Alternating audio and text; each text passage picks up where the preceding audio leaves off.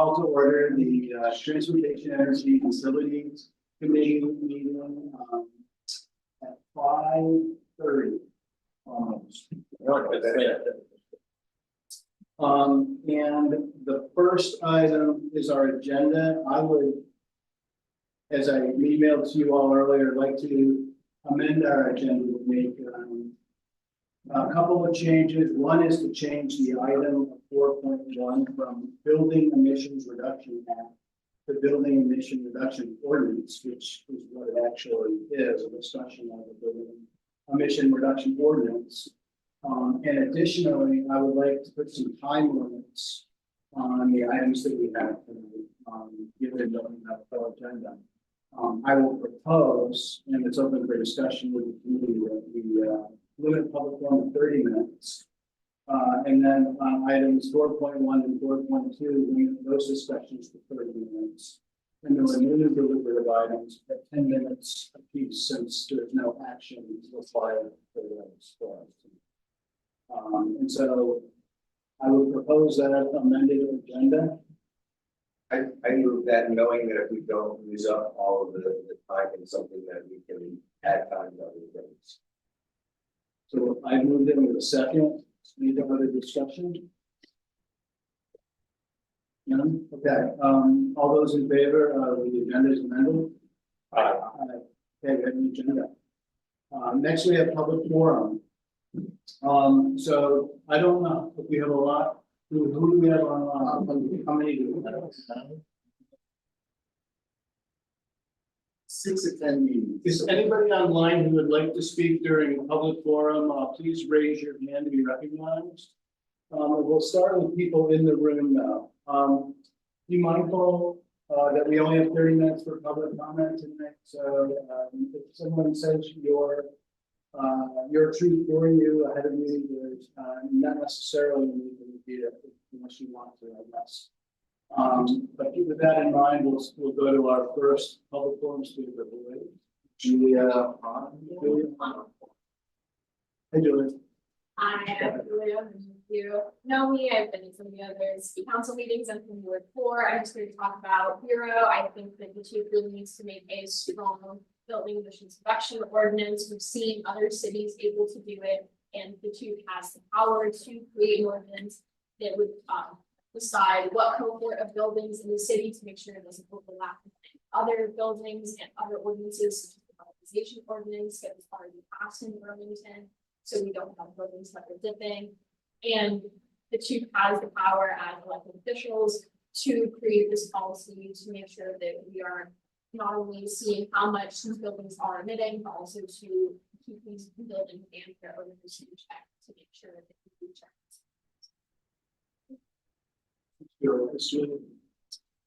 Jacob Griffin. It's Jacob, and I'm also here speaking about Arrow. I was hoping to give a little bit of context to one of the parts of the memo you guys have received today, which states that the threshold for construction gets 10,000 square feet. So I spoke to the city assessor. He informed me that that would mean 367 buildings would be covered under this 10,000 square foot threshold, which can seem like a lot. But what I was going to speak to is that other cities like Massachusetts, they have a threshold of 25,000. To do a statistical comparison, the number of buildings impacted under this threshold per 1,000 residents, Cambridge already has more than this policy. Additionally, the number of buildings covered versus impacted is very different. There's 307 buildings that are covered under this 10,000 threshold, but some 80 or more of those are already covered by 50,000 square feet. Additionally, some of these buildings are like Champlain, the soda plant. They've already done the work needed to reach renewable energy for these. They would impact this, which continuously brings the number smaller and smaller. So you get to, I think it's about 100 or so less buildings that would not be impacted by this threshold. And that puts this more in line with places like Seattle and DC, which would also be essentially smashing what those cities by having this 10,000 threshold. And finally, Burlington has, made promise to its citizens of net zero by 2030, and there's all more buildings in Burlington. Those that are 10,000 square feet or more. So I really feel that Burlington needs to, at the very minimum, commit to this 10,000 threshold to really be The building's promised to the citizens of net zero. So, Thanks, Jacob. Myra? It's Kira. Kira? Hi, my name is Kira. Hello, I'm a Ward 2 resident, and I just wanted to say that it's great the city of Burlington has values that align with climate. But unfortunately, there's nothing at the end of the day, if no action is being taken. If it's not addressed now, then why? And this is a reference to Bureau Building Emission Protection Ordinance. We need to act now. While there is the 2030 net zero to reach, aside from the 2030 deadline, the clock is ticking and action is urgent. And as a young person, I fear for my future, and that's going to be taken away from me because of the chaos that is caused by climate change. So I just want you to think about me, my future, and my generation's future when I think about this. Liz Curry?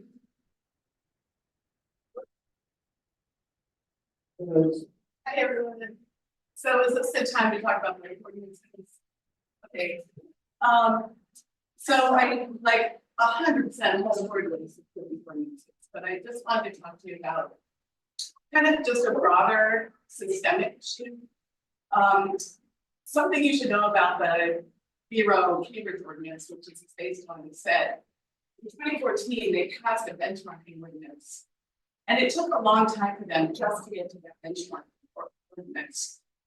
And then they had 10 years of data to use as a baseline, which if you go to the benchmarking ordinance, you can read the first phase of this plan, and it'll show you the kind of data you need to track. The other thing about benchmarking, which this is all predicated on, is you need to bring building owners along to have building management systems, which involve software, trained people to track energy use and certification. And you need a third-party verification system. So behind this ordinance in Cambridge, there's a whole apparatus that designs and manages these programs to transform the market to become net zero. That has been in place for decades and was created through a partnership between our energy efficiency, EIC in Vermont. And that's also, it's a mass saves is like NYSERDA, is like DC Energy Efficiency Utility, all of these organizations were spurred on by the EIC, which was created by our residents, Beth Sachs and the late Reverend. The reason they created these entities was to become energy efficiency utilities, which deliver energy efficiency rather than delivering electricity. And so these organizations created like system-wide market transformation programs that work with every kind of building entity and owner imaginable in the market to drive those buildings to net zero. Burlington opted out of our energy efficiency utility at a time when the founder of the EIC, Beth Sachs, described to me. There was an initiative to work with Burlington, and there was a bond passed, a large bond passed in partnership with DED, and it was the early days of light bulbs, and many light bulbs were delivered to the market. And that was really the very first energy efficiency kind of effort in the program. But since then, for other reasons, DED opted out of becoming an energy efficiency utility. As a result, we don't have an energy efficiency utility in Burlington. We have an electric utility that tries to manage getting incentives and delivering services to our market, but we don't have comprehensive energy efficiency program design that can work with all sectors of the market to deliver weatherization and electrification. The other thing about the electricity utility is that it delivers electrical services and incentives. And then we have a gas company that's for profit and does not really engage with the market at the level that it could if we had jurisdiction over it, which we don't. So what we're getting now in ordinances like this is the incremental approach. It would be like telling high school students they have to take all these AP classes, but there's no school system. That's kind of what this is like. And that happened during COVID. We saw that. We asked people to log on and take classes that they were told they could take. And the participation rate fell dramatically. And that's kind of where you see Burlington compared to the rest of Vermont. BD and BIC have great provision. They increasingly use BIC's technical assistance to deliver more robust program and incentive design to certain buildings and certain markets. But it's not all of them. It's not residential markets, and it's only when asked. So when you get into the residential weatherization, multifamily weatherization ordinance, I think what our risk is that we're going to see landlords install heat pumps and other electrification efforts without weatherization, which benefits us as ratepayers because it means more people are paying more for electricity, right? And yes, it's all renewable, but we're still doing that. So as a ratepayers, we're not really authorized to subsidize weatherization without an agreement between the GS and the EP, and the city's all, kind of aware that we have context for that. But right now, we have no program design that systematically and proactively delivers to the market the kinds of effort that we need to get to net zero by 2030. VEIC and Efficiency Vermont have that. They have that in the rest of Vermont. But you leave Burlington, you want to build a building in South Burlington, or if you live in South Burlington, when you call Efficiency Vermont, you get a whole different list of services. And I'm not saying this to disparage anyone. This is not personal. It's a Vermont thing. When we start talking about certain organizations, people take it personally, and that is not my intention at all. I worked at PIC for 5 years. I'm not an expert. I'm an expert in building rehab. My work involves working with nonprofits and municipalities to redevelop property. When I need to talk about energy retrofits, I do this outside of Burlington, and I'm glad they have efficiency in Vermont to teach them. Because we have such a short. Yeah. Certainly. What I'll say to everybody is if we don't get to you or you want to,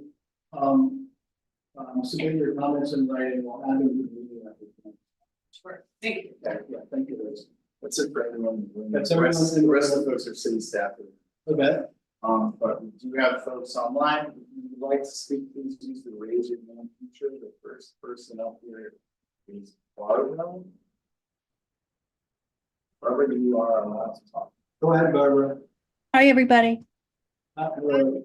At the last TUC meeting, I provided some comments on the TDM draft report that Charles Dillard presented.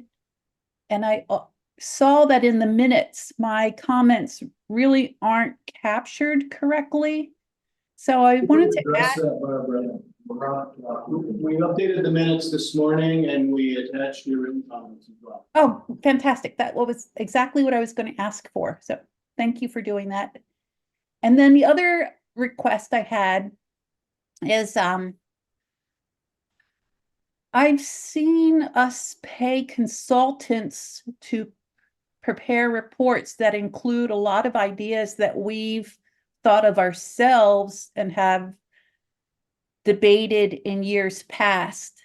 And I'm thinking that going forward, it would be really interesting to, when we're writing these reports, put all our regurgitated ideas that we've looked at before in one section, and then put the new ideas that actually come from the consultant in a separate section, along with the price tag on what we paid that consultant for those ideas. Because it would be really interesting to see what value the consultant's bringing in terms of new ideas versus just us repackaging our old ideas. So that's just a food for thought. Thank you very much. Thanks, Barbara. Yeah, no other hands really, so if you want to speak, please raise your hand.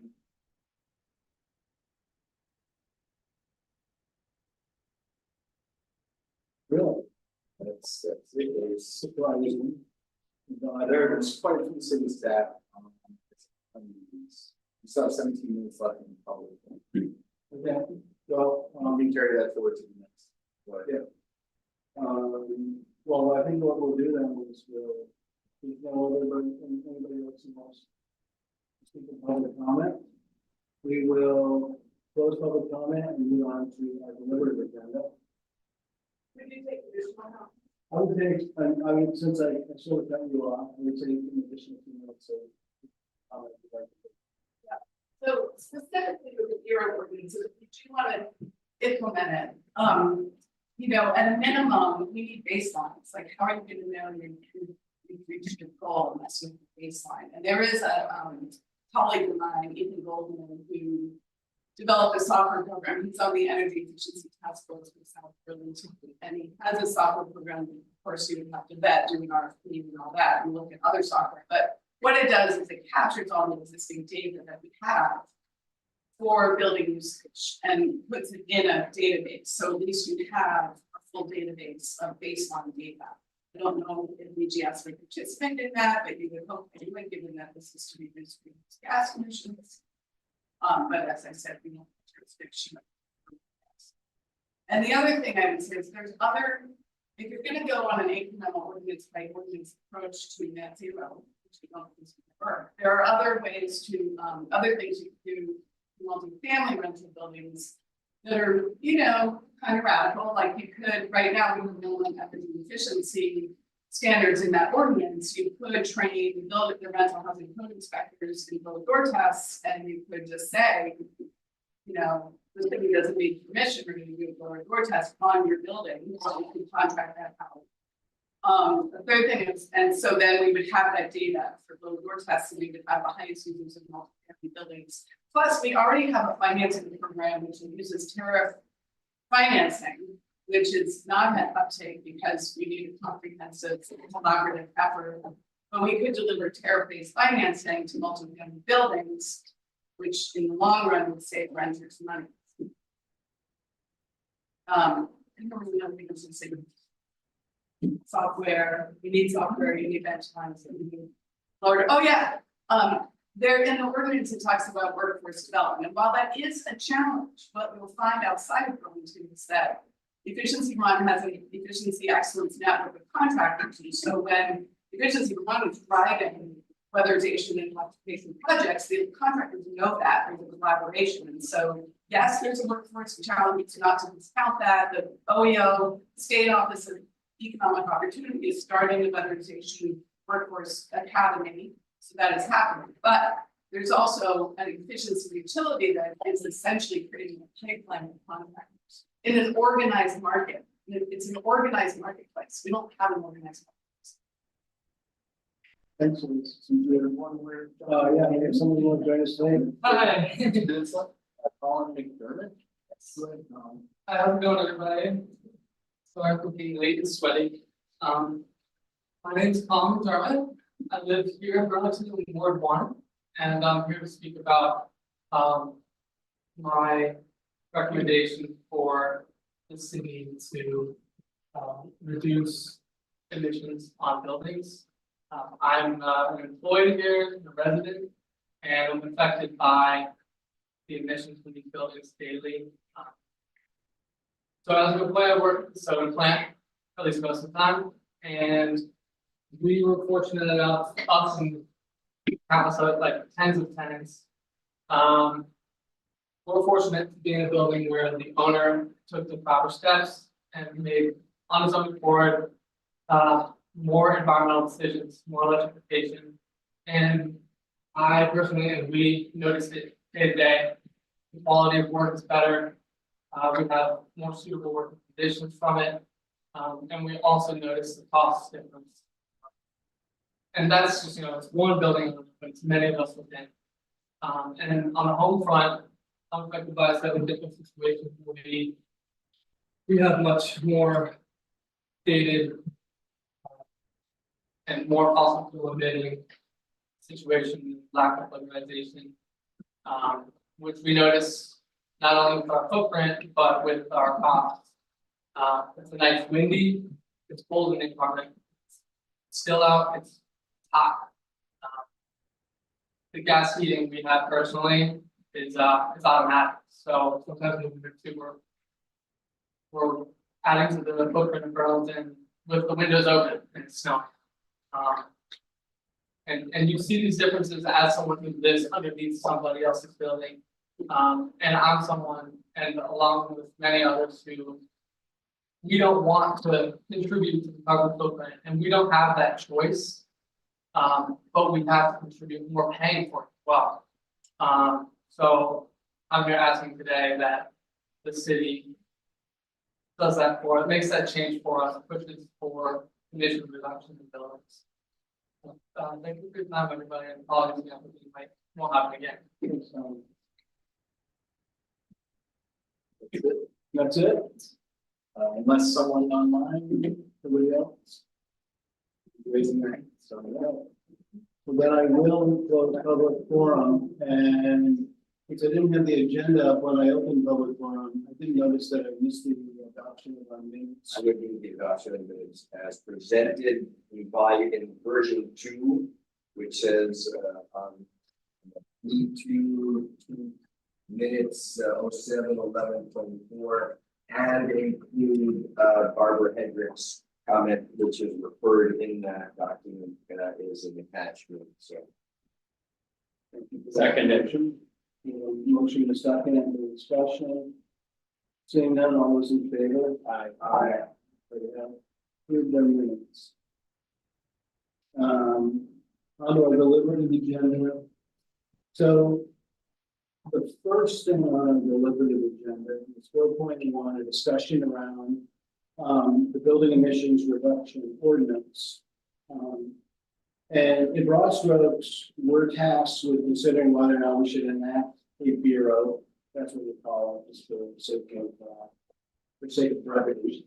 And if we do, determine what the nature of that ordinance might be. If we decide that we want to move a bureau forward, we're instructed to have ordinance and ballot language drafted into the ordinance committee by the last city council meeting on October, which I looked at, that's October 20th.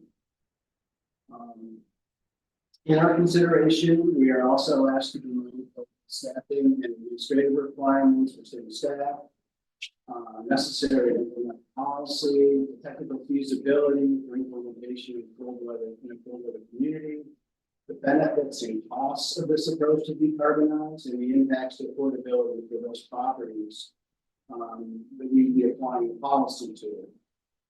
We're also asked to look at what other communities have done and ask for community members and other stakeholders to weigh in. So the question for us is how to proceed with this task. In my mind, to open up everybody, I just want to sort of set the stage. In my mind, there's a research component, a public input component, and sort of a drafting component. Given we want to complete our work by the end of October, we need to back into the schedule sometime.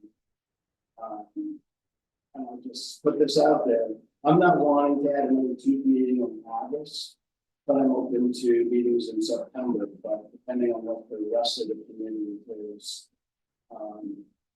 wanting to do, we can probably end something. So with that, the only other thing I'll say is we do have a 2 meeting in August. It's a joint meeting with the Commission on the 22nd of August. And so that is one earlier than normally scheduled. I'll just put that out there to set the stage, and then I will take committee input on how we want to proceed with this. So, floor is open.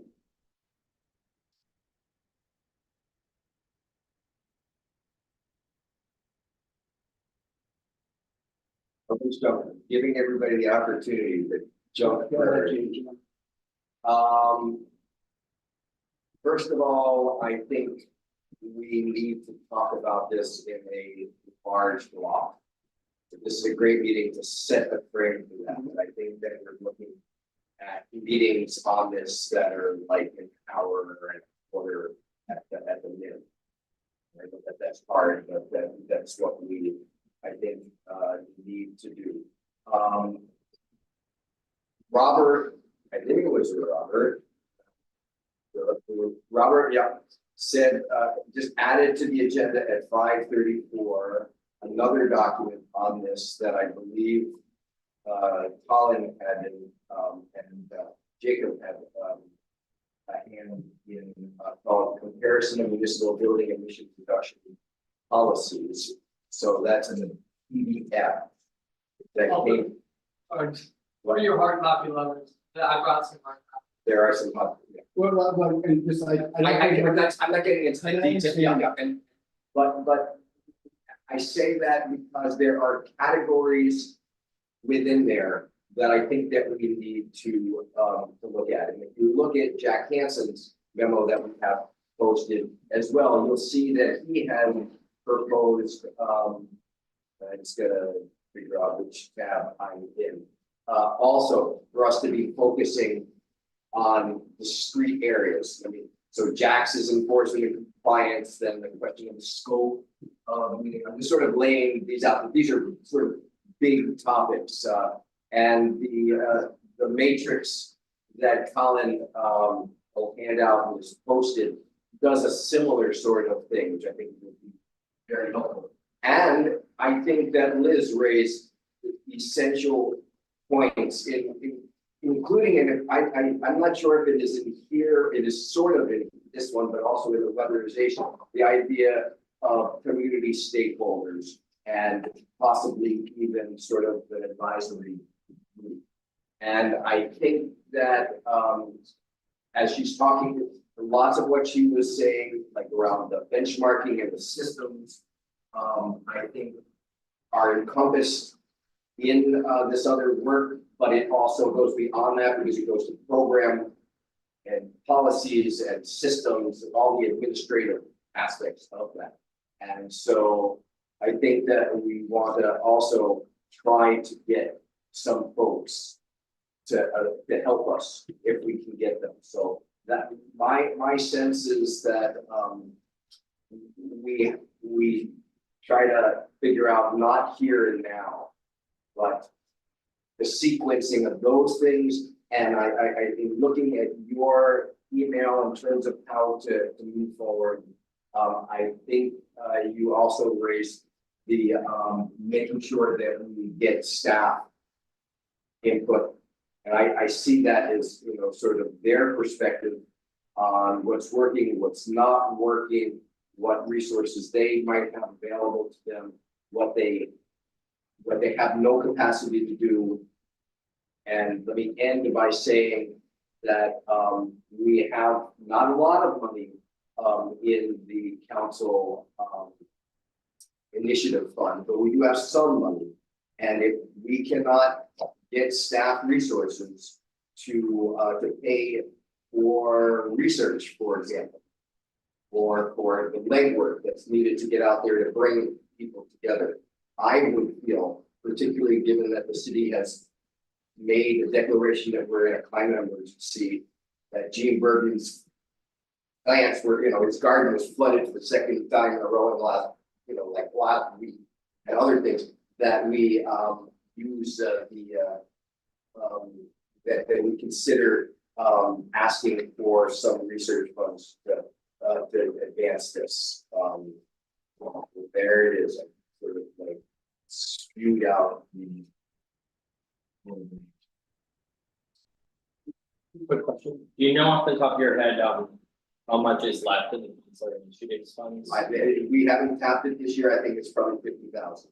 I think is what we had, and we didn't use all of it last time. I think we ended up 7. Yeah, between 7 actually. I thought it was like 18, and I used 5. It might have been as much as 13. And that rolls forward. That rolls forward to this year. So there's some amount of money we were to need to use. Yeah, I don't know how much, but I think that we could get people to you know, to do some research about it if we wanted to get research, or to make the connections if we can't get it voluntarily. I know that there's an interest in staff that to help us, because I've had conversations with the Bureau, as well as the so this. I know BED is not going to speak to Bureau tonight. Darren is coming in this room, and Jerry Chris are here to speak to us. But you know, in terms of framing this work, I think maybe we start. I mean, tell people, what do people think? We start with maybe schedule and then try to That's the best way to approach it. Because obviously we're going to need at least, like, you would indicate, really a larger meeting, maybe a meeting just for, this topic. And so the question, I guess, would be, when we might want to do it. I know we had a lot of other things going on in schedule and how to start it. Unrelated to two, except for the two meeting that I planned out.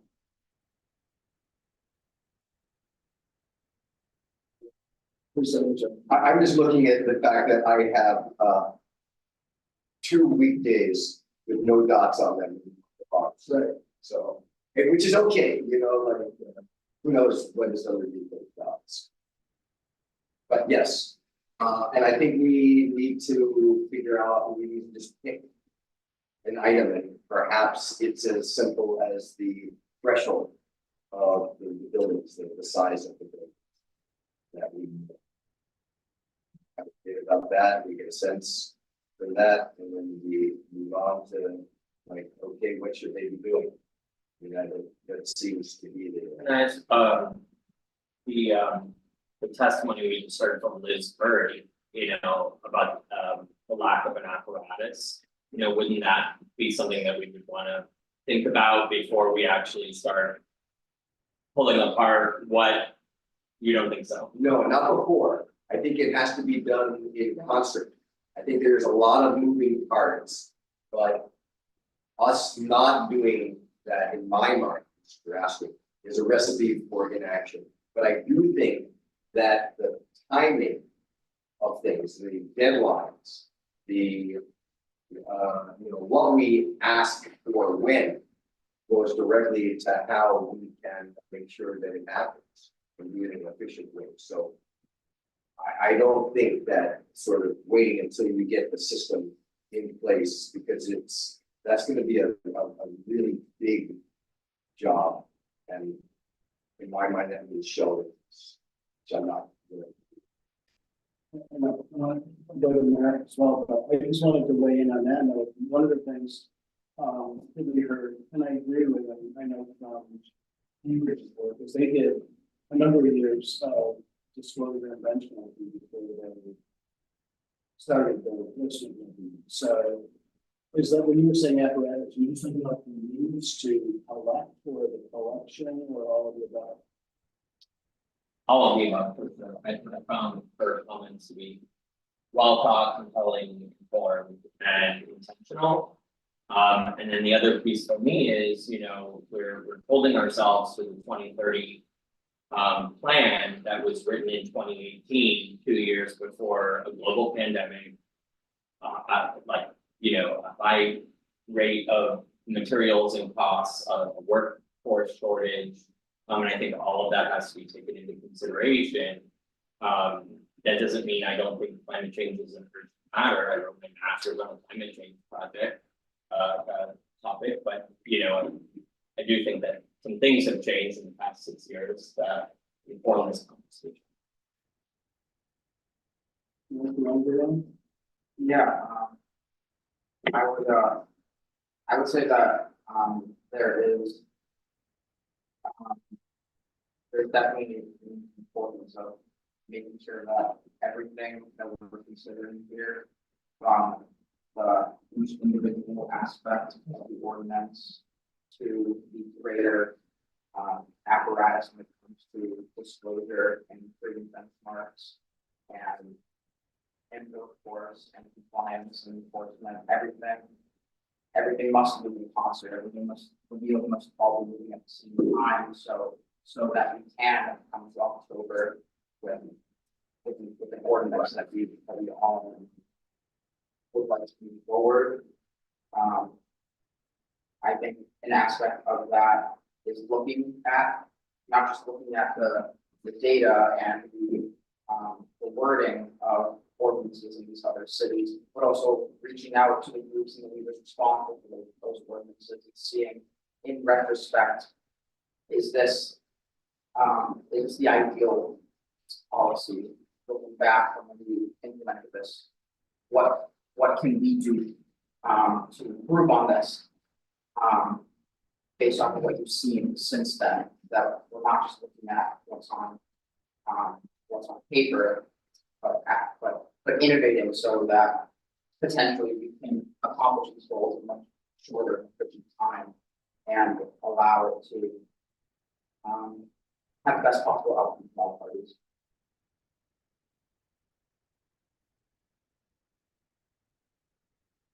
Yeah, I don't disagree with any of that. I guess, one of the things that I would like to get more specific about is like,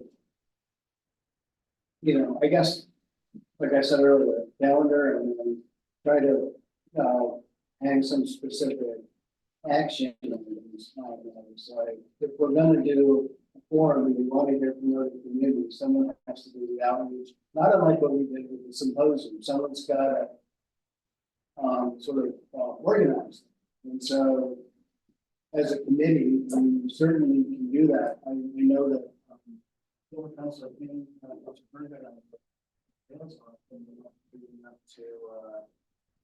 to the symposium, and there's probably a similar amount of work in some of the research background work that needs to be done for this and for asking the appropriate folks to come and talk to us about what they've done in the community.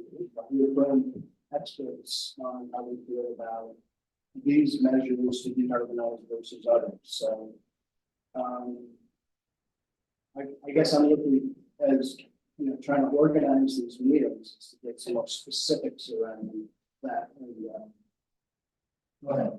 So I think that we need to take a subject, and I'm looking at, Colin, I'm gonna credit you there, so thanks, it's not only works, but, you know, there are, you know, you have building size, you've got minimum emission reduction percentage, you've got, performance standards, you've got deadlines in them, you've got enforcement, you've got reporting. So there are a number of discrete areas, and I'm sure that this is actually a very short summary that we could break this down more. So it seems to me that we would take a subject, say a building size. I think it would be appropriate for us to say what size buildings, and, you know, and we see how many they are, et cetera.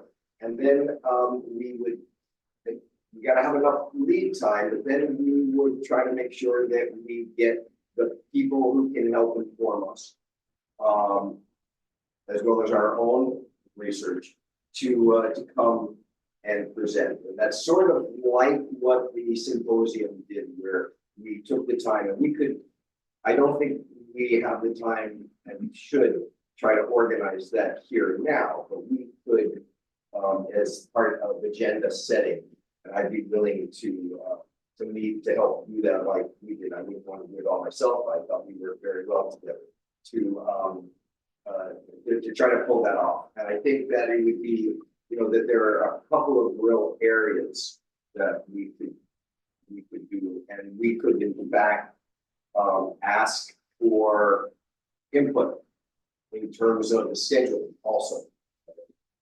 Jack is here on a strong interest in this. BPD has a strong interest in this. Liz has expressed and has been now knocking around our door for many, many months. So, you know, they could inform us in terms of their perspective, and that would allow us to think a little bit more about the sequencing of them. So that would be the way that I would do that. I think as well, if we cannot get BED, who is but also, sorry, Bill, but also Bill is in on this particular one as the agency to help with research again. I think that we should see about bringing up some council money because this, we got everybody. So that's my take, and I'm happy to jam up myself with. And I'm happy also to, when we meet for agenda settings for the public, if it's just agenda setting and we're not deliberating, contract. Then, we don't even to that as whereas it's convenient for us. I guess I'm wondering is, if we're agenda setting, when we're gonna decide on what it is we're gonna talk about, and carve up the topic into smaller, more discrete pieces, I'm wondering if that still is agenda setting, or that falls under deliberation something. It's just one thing I wanted to point out is this document that we got, which, is helpful with comparison of municipal building construction policies. It got added very late, and so we're essentially having a conversation right now, calendaring based on this document. I'm just using it as a, I'm not No, saying that it's on this document, I mean, it's just an example.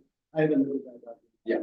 Sure, so two things that are missing from this document that I think are important to the conversation. One is about runway, so what we see is minimum emission reduction percentage and sort of when that enforcement compliance date is and when people have to hit those benchmarks. But we don't actually know when the warning happened, and so what that runway was. Were they told in 2018? Were they told in 2020? Based on this document, I don't have this information. And then the second piece is what Liz Curry pointed out was about the benchmarking in the 10 years that started in, I think she said 2014. That's another piece of information that I would want to know that I think informs the conversation that we're trying to. So while I appreciate this document and I appreciate us using it loosely to think about how do we calendar this out, I would want that information going forward. I totally agree, I think that's exactly the kind of conversation and information, so that we would build an agenda around it. If we're going to have something related to minimum emission reduction percentage, what are all the things that you need to do to know before you set a date and a percentage? All those things you talked about are exactly what we need to figure out, because otherwise we're just throwing darts at a wall. I am not suggesting we throw darts at a wall. Hey, that's all. Thank you.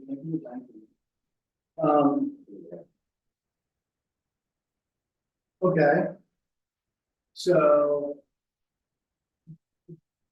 Do we want to do a couple of things? One would be to endeavor like we did.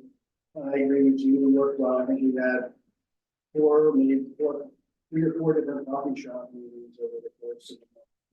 We're able to schedule almost the weekly symposium. So we could start to do that. And also I would like to talk about framing this, I guess, and deciding the pieces and what sequence we want to do. But then the other thing, I guess, is should we go ahead and maybe try to take a stab at scheduling a larger meeting as well, just on this topic? And what are people's appetites for when that might be? Like I had said at the onset of this discussion, that just seeing how much we have of council business in August already, my inclination would be to do two meetings in September, rather than one of which would be this focus meeting, rather than try to squeeze another one in August. But I'm open to hearing what others should think in terms of a large public meeting.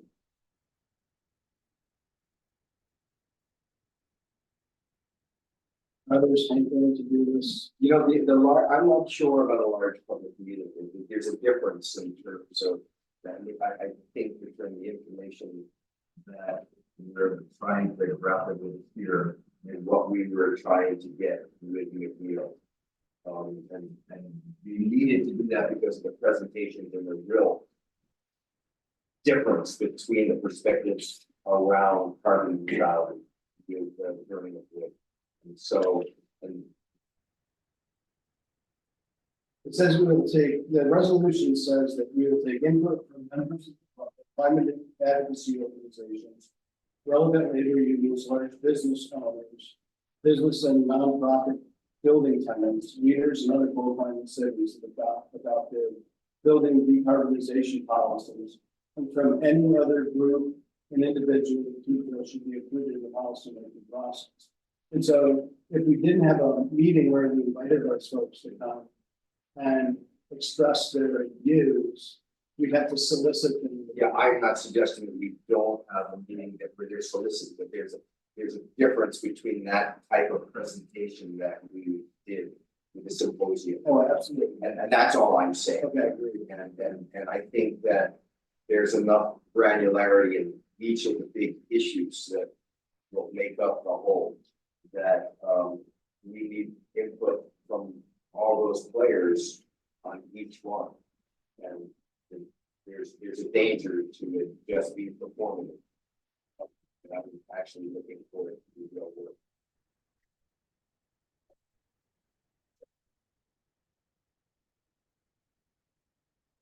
So if something a little bit smaller. Yeah, yeah, it would be a different format. Yeah. So we would be advertising as a public forum. And we would maybe make specific invitations to those folks rather than just broadcast it. Other thoughts on that? If not, let's want to kind of put the date. Is that work for you?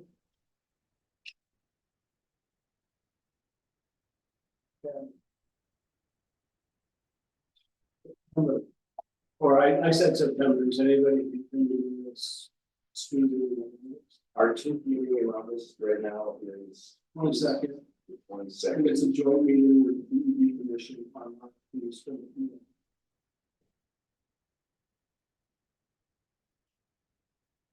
My suggestion would be if we can have the first week of September.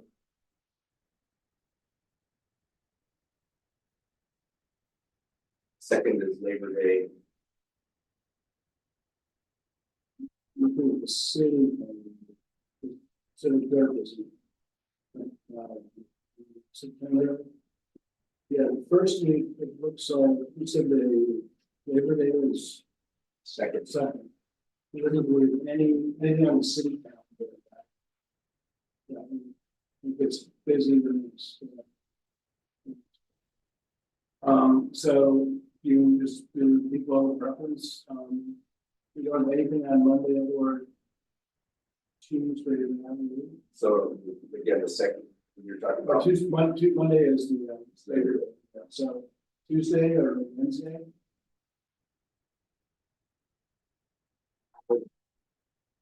Tuesday, but, only August. Doesn't work, I don't know, you said the calendars. Oh, no, that works for me, that, I would say that early, but I think the other is like It's almost. It's just- yeah, well, that's why I was suggesting, yeah. August 3rd is what I'm. August 2nd? No, I'm sorry, September. come on, But it gives us some time to also do some. There we go.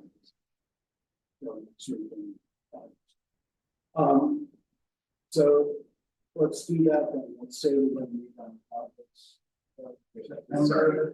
3rd, Tuesday, September 3rd. I'm going to go on and on and say we shouldn't meet this. unless you're gonna heat pump. Well, we could meet, plus we've made this already. I guess you decide on what kind of meeting you see what's available. We can do it at 6:45, but it might be bigger. It might be, I guess place TBD, and I will take it as an action item to figure out the way. If we want to pick a time now, I'll pick a time, say, I'll try to, one shoot. I can't do earlier than 5:30. And if we're inviting the public, I know 6 o'clock is a better time for a lot. I think it's 6 o'clock. Yeah. Okay, let's do 6 o'clock on Tuesday, September 3rd. We'll have some kind of bureau related public meeting. So this will be the big, This will be at least one of them. and there will be time on it. Correct. We will agenda set for that meeting. My hope is that there will be substantive work done, not just testimony taken, but testimony taken with an idea that we can actually advance this. So I think a lot of our work will be asking people like my friend Liz Curry to get granular in terms of what we might have, what we might be doing to deal with all of those issues, and so that we can deal with that. I agree. Okay, is there any more on this item before we move along? Seeing none? I'll give you over. Or use it up, just keep going. We keep going. Okay, next on our agenda is another referral from council. That is the,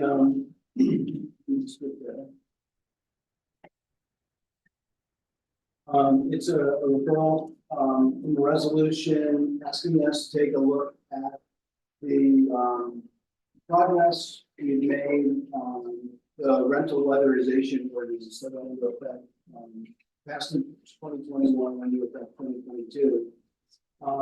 In this one, we're asked to find out, and I think most of us need to know why it hasn't worked, but the big testimony, find out why it's not working, and report our findings back to the council on the first meeting of October, which is October 7th. We can also recommend changes to this ordinance, or we can make recommendations on additional policy steps to support energy efficiency. You're also allowed to create an advisory group if you want. But since the council passed this resolution, I know the mayor has also announced that she's organizing a group of climate advisors, and I'm wondering, as we open up this discussion, if it would be a little lucrative for us to be doing an advisory group on this one topic, or it might be better folding up her advisory group, and we just make sure that the folks that she's convening are also experts in rental weatherization. So we were asked to hold meetings. This is our first meeting on this topic. And we're joined by Bill Ward from the Department of Marine Inspections. We also have Chris Burns and Jim Green from DED. And I had also invited Tara on the slide to come and join us tonight, but she had a conflict. So instead, she had submitted a memo and some additional updates to the work that is talked about in that memo that is attached to the agenda. So with that, I guess we'll just maybe who wants to lead off? Bill was first to the table, so go ahead, Bill. Tell us about the rental weatherization ordinance and how it's going. First, if I didn't know who was gonna be a fan of going directly on it, I didn't talk to you once. Give it a roll. Yes, so I think my plan was to say about how things have been going, where we are now, and have Chris and Jennifer fill in on some of the details, because they've been great partners throughout this last couple of years. You know, what I would call an experiment. It's been way slower than any of us would have liked. There are, in addition to the workforce challenges that we talked about at Para, Liz mentioned earlier, we've got our own within DPI, because we're 2 people down in the Department of Building Inspections, but we were 3 down, 1 just got hired, and there's more help on the way. I have 3 overall personal suggestions to consider. I would suggest that the committee consider potentially extending the timeline for compliance. Originally, we had talked about how the number of properties per tranche was likely to be overwhelming. That's shown itself to be hard for us to manage. The second is to encourage workforce development through both city efforts and outside the city efforts. And then continued evaluation of what works and what doesn't work by way of contract challenges. So going to the overall number of the existing properties, there are 3,071 properties as far as rentals are concerned. So those are the buildings. Inside those buildings, you have on average about 50 units per building. So the total number of units is about 10,500. Of those over 3,000 properties, 733 were determined to be using above the threshold of the 50,000 BTUs per square foot per year. That's 2,150 units. So I always try to find the silver lining, and that means that there's 76% of the rental properties are already in decent shape. 50,000 BTUs. That'll be important towards 5 minutes from now when I'm wrapping up. So the breakdown of those tranches, just to put us back into perspective, the 2022 compliance, there were 53 properties, 23, 152 that had to get into compliance. Currently, we're in the 199 properties that need to comply. We're increasing next year. The number is 329 properties needed in compliance. We're already behind. And I wanted to say a word about what coming into compliance means. Typically, that would mean someone has to do something by a specific date. And an example would be if there's trash in front of a property, inspector would notify them. You got to clean up that trash by 48 hours. In this case, the do something has a number of stages. So the do something on this is getting an audit scheduled, getting the audit completed, and the report back to you within the month so that we are on board with what's happening. If the audit conforms, the usage is high, schedule the contractor to do the weatherization work. And then once that's scheduled, which could be months away, actually completing the work. Any of those stages can be for the comply by can shift. The owner can reschedule for cause. We've had incident of accidents, injury, illness. We've had tenant rescheduling requests because of accident, injury, or illness. In some cases, tenants had said they had COVID. We can't have weatherization audit. We want someone in our unit because we're not well and we're going to want them. We've had auditor reschedule. We've had Vermont Gas that had a pretty robust program, and their auditing capabilities had been reduced in these first 2 years, and they're no longer operating the free audits that they were when we first started. So in this 2024 year, we're requiring property owners to get an outside vendor to do this audit. So this is going to be costing them more than it was initially for the people who are getting a free Vermont gas audit. And there are times when we want to learn later that the person failed to show up to meet the auditor. There's either a scheduling conflict, miscommunication, that can push that back to whenever the auditor is available. So these things are hard for us to track because they're not happening in real time. But it's my inspector who's either not met or the person cancels with us. This is happening typically through either the auditor if it's outside or it's for either Vermont Gas. So the logistics between tracking between the different departments is a big challenge. We started out with what we were referring to as a master practice sheet that Vermont Gas was using. So taking those 733 properties, there were 30 columns going from left to right on the spreadsheet. And to give folks an idea of what that means, so the columns across include descriptors like address, parcel ID for tracking, the number of residential units, the number of rental units, the land use code, square footage, BTU usage, and so on. So that amounts to about 22,000 grid boxes with information just for the properties that were non-compliant. The spreadsheet capturing over 3,000 properties had a total of over 92,000 grid lines within that spreadsheet. And so it quickly became a management problem for Vermont Gas because with 3 different entities working on it, reviewing it, trying to track information, sometimes it got adjusted, nobody's pointing fingers, and maybe they did point at me and I didn't hear it, but they said, you can't do it, it's unmanageable, because if we go back to the tracker, the information no longer lines up for these 3,000 properties.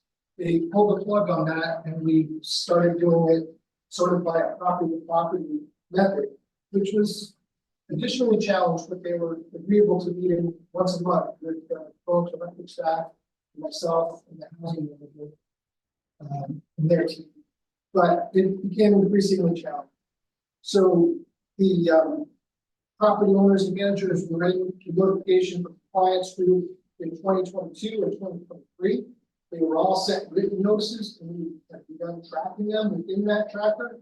And that tracker no longer became a useful tool, but the 2024 notices that I'm sending out, I'm tracking individually so that I'm able to keep track of when a letter goes out, the date that they respond to me to say when their audit is scheduled, or when their comply by date is, so that we can track for enforcement.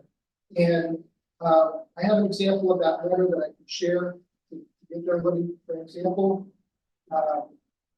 But the nice thing about tracking that and getting that in real time, hearing from property owners typically within 10 days about what they're doing to schedule. So it's encouraging of getting more real-time information, but it's challenging because without having a housing manager or admin person doing it, it's not the first thing I want to do during the day, because I have a lot of other high priority issues as well. So that itself is challenging.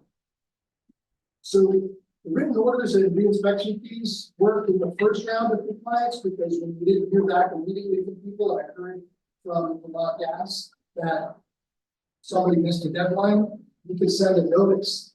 And if you recall, there was a WCAX news story around the same time that those went out, because they asked for copies of what we had. And I had the first respondent while the story was still on the news. So those were both very successful because of the notice. There were fees associated because the fees are based on the number of units of the property. So, you know, what would be a $75 per unit fee is fairly significant when you're talking about a 16-unit building, just as one. So some of the things that we've done to try to manage it a little bit better, is try to go to that third bullet point where I started out with finding out what's working and what's not working with contractors. We've heard from contractors that there were complaints that they didn't like working in Burlington. Tell us what that means. Well, they were getting tickets pretty commonly in residential areas, and that obviously is a challenge, but at the same time, parking tickets. And I credit Chapin's parking services team around the same time that we were hearing this feedback from contractors about why they don't like work in Burlington. That's not a goal. A lot of people work here, we're demanding this work happen. Chapin's parking services team developed a permit system for contractors so that they can now get for a specific period a permit that they can park in those residential neighborhoods and not get those tickets. So the last feedback I heard from the June request that I put into Efficiency Vermont, they're a fourth partner in this, not doing day-to-day work with us, but Efficiency Vermont did a survey of their own audit customers to say, you're doing weatherization audits, Burlington staff wants to know what can they do to help, what are the problems you see, how many times are you coming in and out of Burlington, how many projects do you have done? The feedback still comes back to parking, but the things that they said were now, it's no longer a problem with the residential permit parking, but generally it's good, but winter parking ban still poses a challenge for them if they're doing work and we have a parking ban. And generally speaking, they said it's hard to find parking if you're working in a downtown core. Finding parking is hard. Another thing that we've done that I think the council may not be aware of, Phil has this in an email that he could share on the screen for you. I sent it to him a few minutes before, but I could give credit to Jen Green for keeping this moving, but we were working on a project to try to get weatherization status viewable at rental properties. So what we're seeing is an example where there's a green box in the middle of that. In the rental information, that's online today. If you look up the property, rental property, it will tell you that it is in compliance. It will give you a link to tell you what that means. Properties that are in pending status with us will show that it's compliance pending. And as we find violators, people who have passed their compliance, I will be responsible on my team as I train them. We have the data hub information that we can change that status to no longer pending, it's non-compliant. I like this method because when you've got 76% of the population that's doing something good, I think that's a selling point when someone is either a tenant and they're renting property, or for a property owner who's trying to advertise their property. That's a good way to advertise the good, and not just punish the bad. So I, again, wanted to give Jen Green a lot of credit for working on that with us. I know there's additional things for tenants that we're working on. I don't want to steal any of Jen's thunder, but I'll turn it over to Jim and Chris with thoughts on things that you think I know in this story. What you want to share. I'll let Chris talk, but I can just piggyback on what you're saying. We received free technical assistance from ACEEE, the American Council on Energy Efficiency Economy, that helped us figure out how we could better communicate what the compliance with the ordinance meant for tenants and property owners in Burlington. And so we came up, among other things, with this technique by which we could share with anybody who's interested where property stood. You know, I really want to mention our commitment to equity, particularly with the 60% rental rate. It's imperative that we help folks that may not have the agency because they don't own their buildings. At the very least, we need to be able to provide transparent information about where the property in which they live, where it stands on the compliance metric.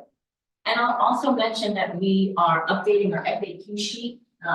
Lisa, among other folks, are reviewing it just to make sure that it's accessible, easy to understand, not only for a tenant, but for property owners too.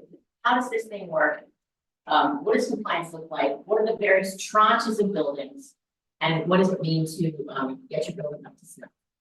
So, yeah, maybe that's, I'll stop there. And Chris, I know, can talk quite a lot about some of the challenges. Elements. Oh. 13 minutes. 13. And we have probably some council questions, but we built in a little bit. I'll be quick.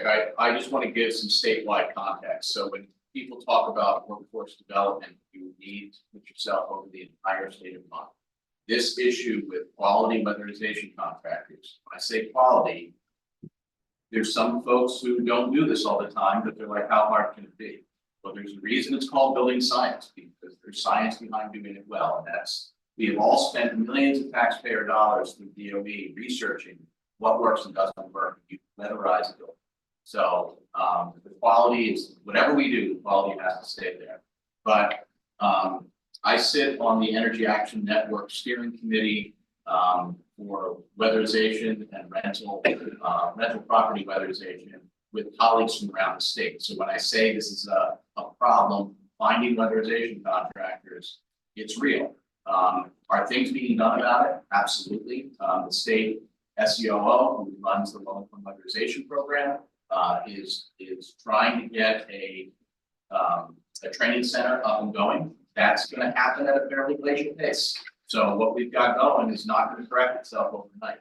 Burlington has another problem, and that is we are competing with single-family owner-occupied work all throughout the greater Champlain County area.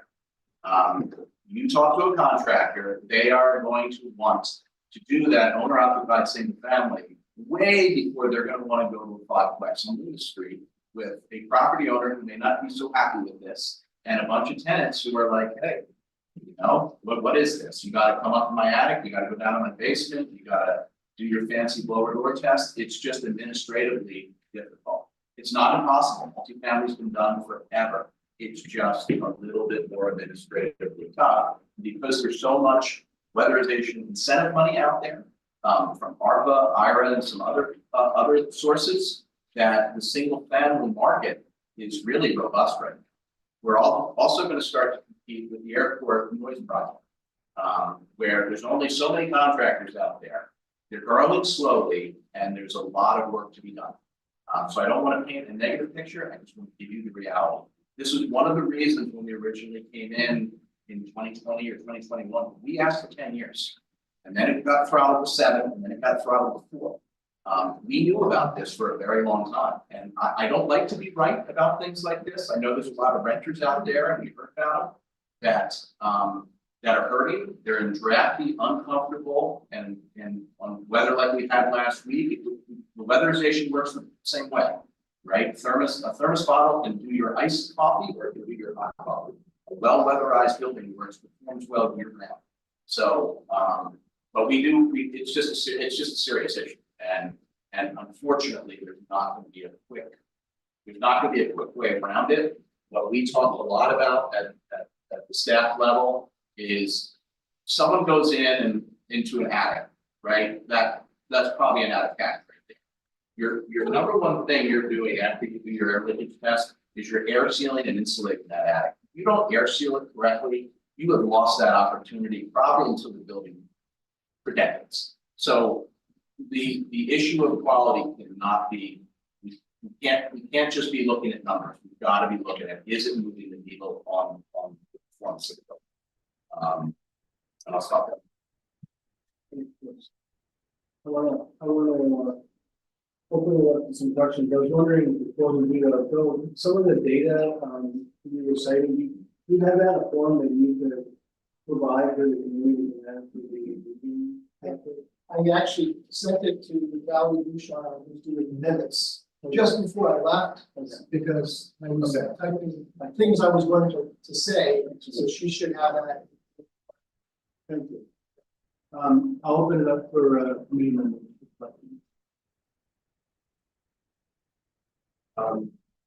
The great presentation.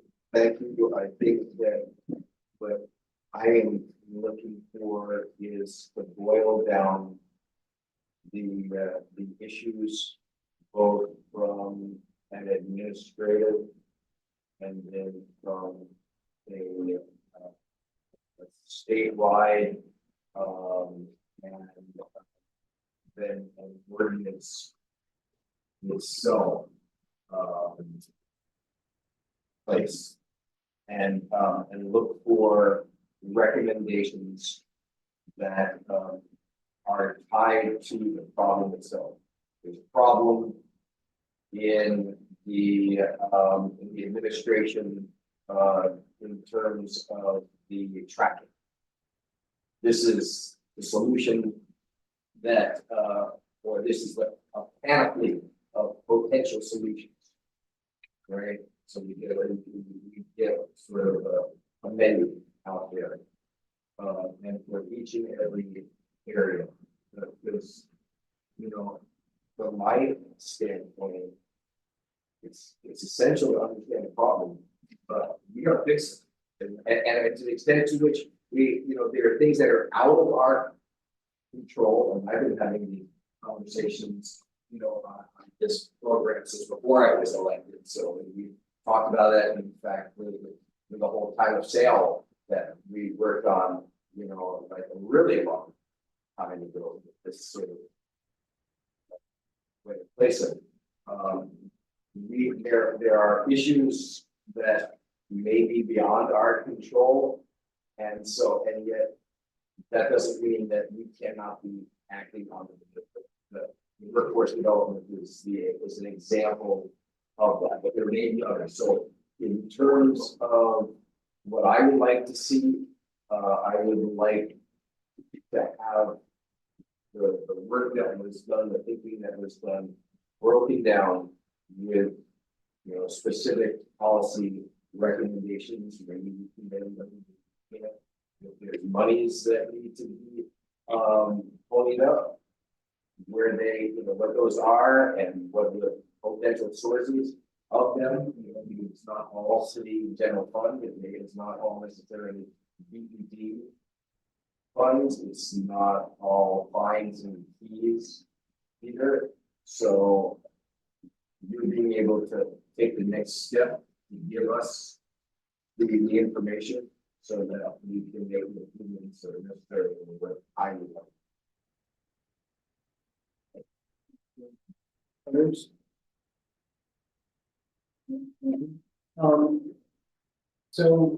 I mentioned at the onset of this discussion, that, Director Olmsted has also provided some, information on workforce development.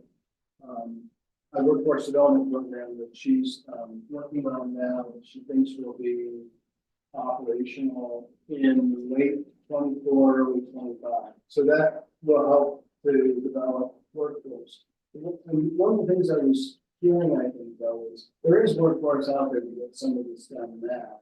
Somebody's trying to get that workforce, willing to take advantage of these jobs in Burlington rather than jobs that are elsewhere. That's true. So they're compete, basically, these are easier jobs in single family homes in the suburbs. But is it true though that it is a workforce shortage?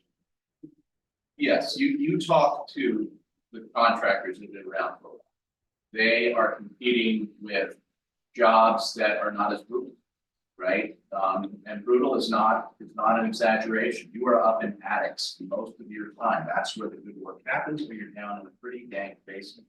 You don't spend a lot of time in the living space of the building. If that needs treatment, you're on the outside, dense packing cellulose from the exterior in. So you're not weather stripping the windows inside the house. You're doing some pretty brutal work. And because of the COVID issue and some of the workforce shifts, folks are, if you have some skills, you may get picked up by a carpentry outfit. And so, which is a lot more pleasant than doing weatherization. The other is the amount of money that is hit the state. Federal money, some legislative acts that have given EBT, BED, and BGS more funds to weatherize. There is just more money on the table, and we have the funds to do more. We just can't. I guess I'm fearful that they'll go and train a bunch of people and they'll go big easy jobs in suburbia rather than weatherizing rental stuff downtown. I mean, that's what I'm sort of worried about that. And so I'm wondering what else we can do. This is the Chief's point about recommendations. How can we incentivize for persuade contractors to work downtown? It sounds like that parking issue is a very practical, solution. Just give a permit, a parking permit to the contractor, and that takes away that objection. Obviously, it's a harder space to work in. It's hard to take away that objection. You might need an incentive of some kind. I'm not sure how in this regulatory framework we can incentivize a contractor to do it. You know. One other piece of context that may be helpful. So for the long-standing contractors that are out there, to get them to expand their crews, they need to feel like the program is long haul. That money that I mentioned is not just going to be around for 3 years, because when you're expanding a crew, you're buying a truck, you're buying cellulose hoppers, you're buying blower doors, you're buying ladders. You're making a huge investment in expanding your crews. And if you're only doing it because that extra money is around for 36 months, that's what they come back and tell us. And we can't always give them, when I say we energy programs around the state, giving them a clear answer sometimes is because we don't control the money. But we think the money that's on the table now will be around for a number of years.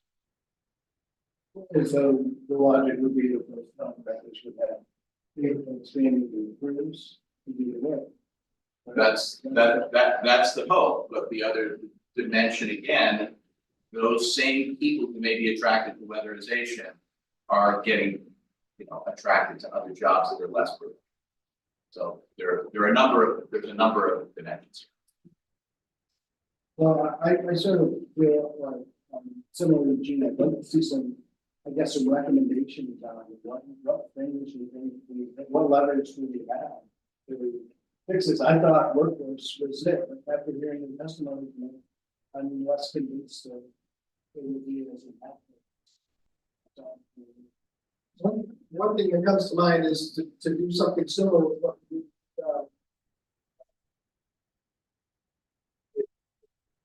outreach to see what, efficiency of contracting, to ask them, maybe ask them to come to the next meeting so that they can share what they think would help build the workforce.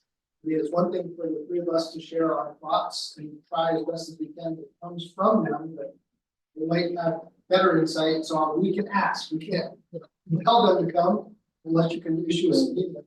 But we'll absolutely ask and see if we can get some input. Yeah, and then, and to that point, Bill, we heard Liz talking, or more of you talked about the partnership you already have with UVM-City. But to maybe talk a little bit more about that, because it seemed like if they're controlling a larger population, a larger, homes, and they have all those contractors and consultants who are trying to get them to come to Burlington and work through our legislation efforts. And there's more opportunity to sort of collaborate. Those folks in the building. Some quick context, I know we're on the clock here, those same contractors already do work. It's called the Efficiency Excellence Network. It's something that we partner with VEIC on because they're the statewide group. We let them, carry it. But if you want a weatherization contractor that's Building Performance Institute certified, they can get the quality. They work in and out of Burlington. They work in the greater Chittenden County area. It's the same group of contractors. BED and Efficiency Vermont, whose mother company is VEIC and PGS, are all appointed energy efficiency utilities by the public utilities. We are all given defined budgets. BED's budget is based on electric energy efficiency, plus a small budget to do non-BGS weatherization, so oil, propane, wood. 98% of our buildings are naturally gas heated. We have a tiny non-BGS market. So when you talk about weatherization, it's really, we have no regulatory authority with the budget for anything that's Vermont gas. So, and heated. so the question is vague, does that need to change? Now, obviously, it's not a quick change, and maybe the answer is no, because it's taken care of elsewhere. But you're raising it as a problem, and if that is a tariff issue, or it's a Department of Public Service or a Public Service Commission problem, that goes to, it's out of our immediate control, but it needs to be on the list for the changes, that the regulatory changes that have to be there. You cannot say that this is a problem of somebody else, and I don't know that you are saying. No, so we just. I wanted to get context, and I would say the exact opposite. BGS is touted as one of the best weatherization programs in the whole planet. They offer not only free audits, they offer incredibly generous incentives, and then they will finance the remainder. So it's not, so the context is not a problem, and it's very, it becomes confusing, and it's important for us to be talking in a language which really identifies the problem so that we can look to the solution. Right? On this question of weatherization, I've heard that it's all anecdotal and it's not really specific to a particular project, but I've heard great things about Capstone's weatherization down in central Vermont. I've never heard the same with CBOEO.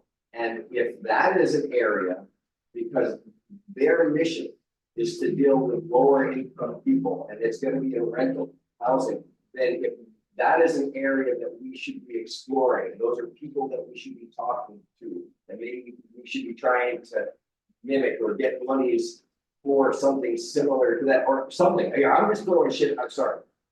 I'm just throwing stuff up at the wall, because at the end of the day, that's what this is all about. This is about identifying problems and then saying, what are we gonna do to fix it? And let's get these things out there, knowing, with the expertise that we've got. And sometimes we get trapped in our own expertise and we come up to a situation that says there's no solution. And I cannot buy that. So a little bit more context. Champlain Valley Weatherization Service is the low-income weatherization system provider of CBOEO.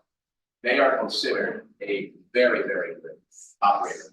We and BGS have a contract with them to do services for us. For example, they have their money to weatherize, air seal and insulate. Well, what if the refrigerator needs to be replaced? We let them replace the refrigerator, they send us a bill. Same with LED light bulbs, with a bunch of stuff. It's a wonderful relationship. They do quality work. In terms of Capstone, what Capstone does is they have 3D thermal, which does any building over 5 units. We're doing 3 projects with them now. That started January of last year, where CDOEO continued to handle smaller rental buildings and single family. 3D thermal now handles the larger.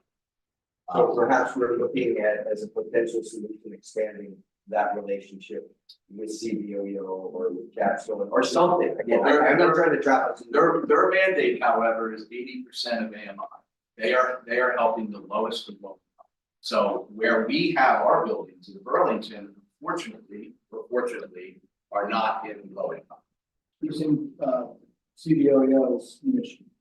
They are, yeah, they are limited to 80% of the revenue. Well, and like, I agree, if you can maybe provide us a list of things that we can take action on, that would be helpful. And evaluate the performance on it. So we're looking for. And you know, this is, maybe we can have a follow-up once we do that. Is there anything that we can do right now that you would ask of us? Anything you want us to consider that we haven't talked about right now? Yeah.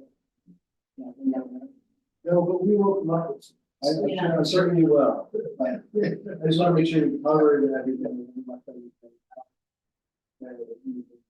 And I asked the bill. Absolutely. Because Bill, you started and said,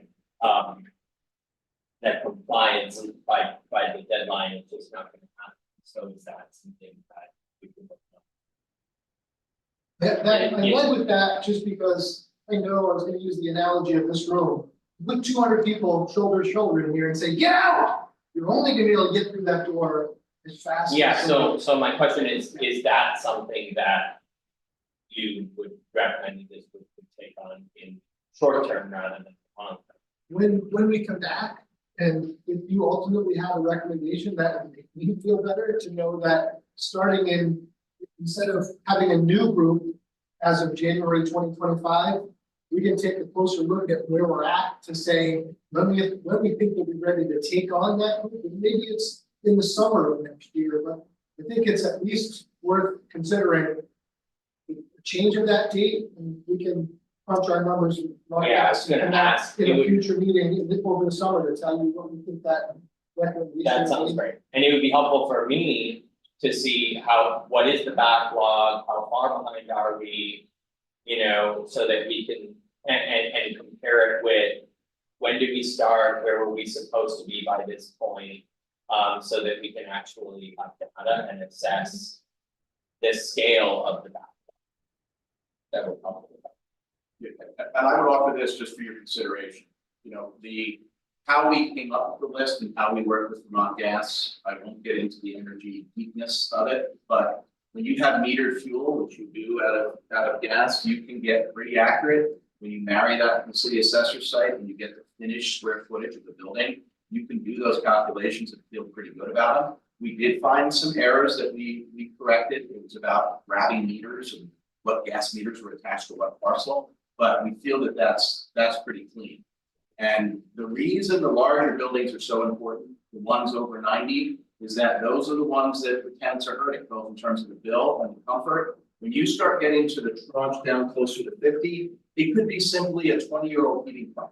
And when you replace that plant because of federal standards, that new heating system is going to be 15–20% better. You may go under 50, right there in that move. So we like the structure of high use, good data to direct it.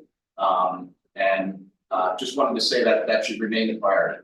Not saying the smaller using buildings aren't important and there aren't opportunities, but when you have the problem we have with contractors, you want to focus on the big using buildings first. Yeah, I want to know also, like, survey wise, you know, if you called 5 random contractors and tried to schedule this type of job, how long do I need to wait for 1 unit, for 5 units, for 10 units? I mean, this is the type of information I would need to be able to determine, well, you know, how far do we push out compliance and to what degree?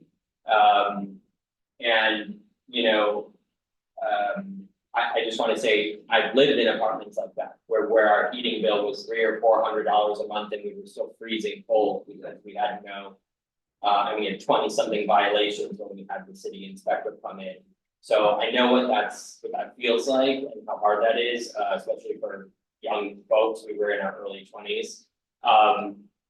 And so I don't take lightly that need to push out, but I understand the reality, and as I was saying to Councilor Bergman a little while ago, is lots changed since 2018, and the state looks very, very different in terms of what the cost of doing a business is, who's around to do it, and how long it takes. When I was on the Housing Board of Review bill, I took issue with that people need to give a full invoicing of damages within 15 days, when it could take a month before you could get the fire marshal out to look at the type of damage that was done to, say, ripped off smoke detectors. So I understand where we're at, and it's only getting worse, really.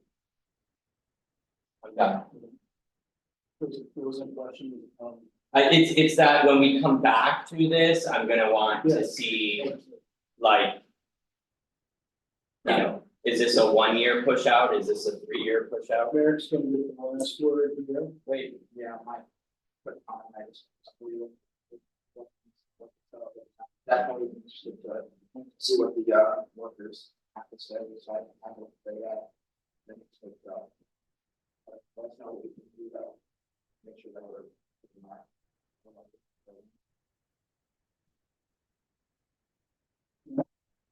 You want to thank them, Chris, and David for joining us, and for your reviews. I learned a lot from that.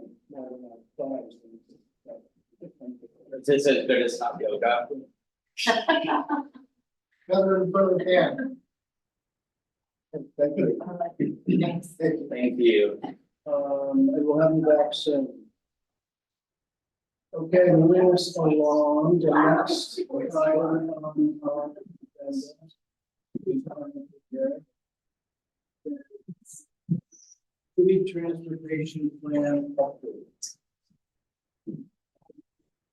We have Spencer here with us. Everyone's leaving, there's no excitement for the transportation plan? Okay, I think we've teed it up. You want to say? Are you all right? Yeah, sorry about that. No, that's okay. You can always leave those chairs, we can always put them back to your end of the meeting. Thank you for trying though. Thanks for waiting. Could use Okay, another. let's keep going. We're doing well on folks. You want to sing? Dean, you have 27 Yeah. minutes. I have 27 minutes, I have less than 27 minutes, I have to worry about that. Yeah. Okay, Go ahead, Jim. great. We're really excited to be here, to follow up from, Councilor Bergman, interested in updating transportation plan, and I think Councilor Roderick too. Was interested in doing a large, ambitious, comprehensive update to our transportation plan. I know Councilor Bergman had put a proposed resolution out to us today. Thanks for incorporating some language around the kiosks, fine and friendly. We're here to answer any questions, fill up anything you might have. Yeah, we've been working on getting this moving with the CCRPC, things funding, we've been talking to them since April. It's pretty ambitious, so we would be looking to supplement UVM funds with federal funds. Beyond that, we're not seeking any motions, so let's get into some conversation.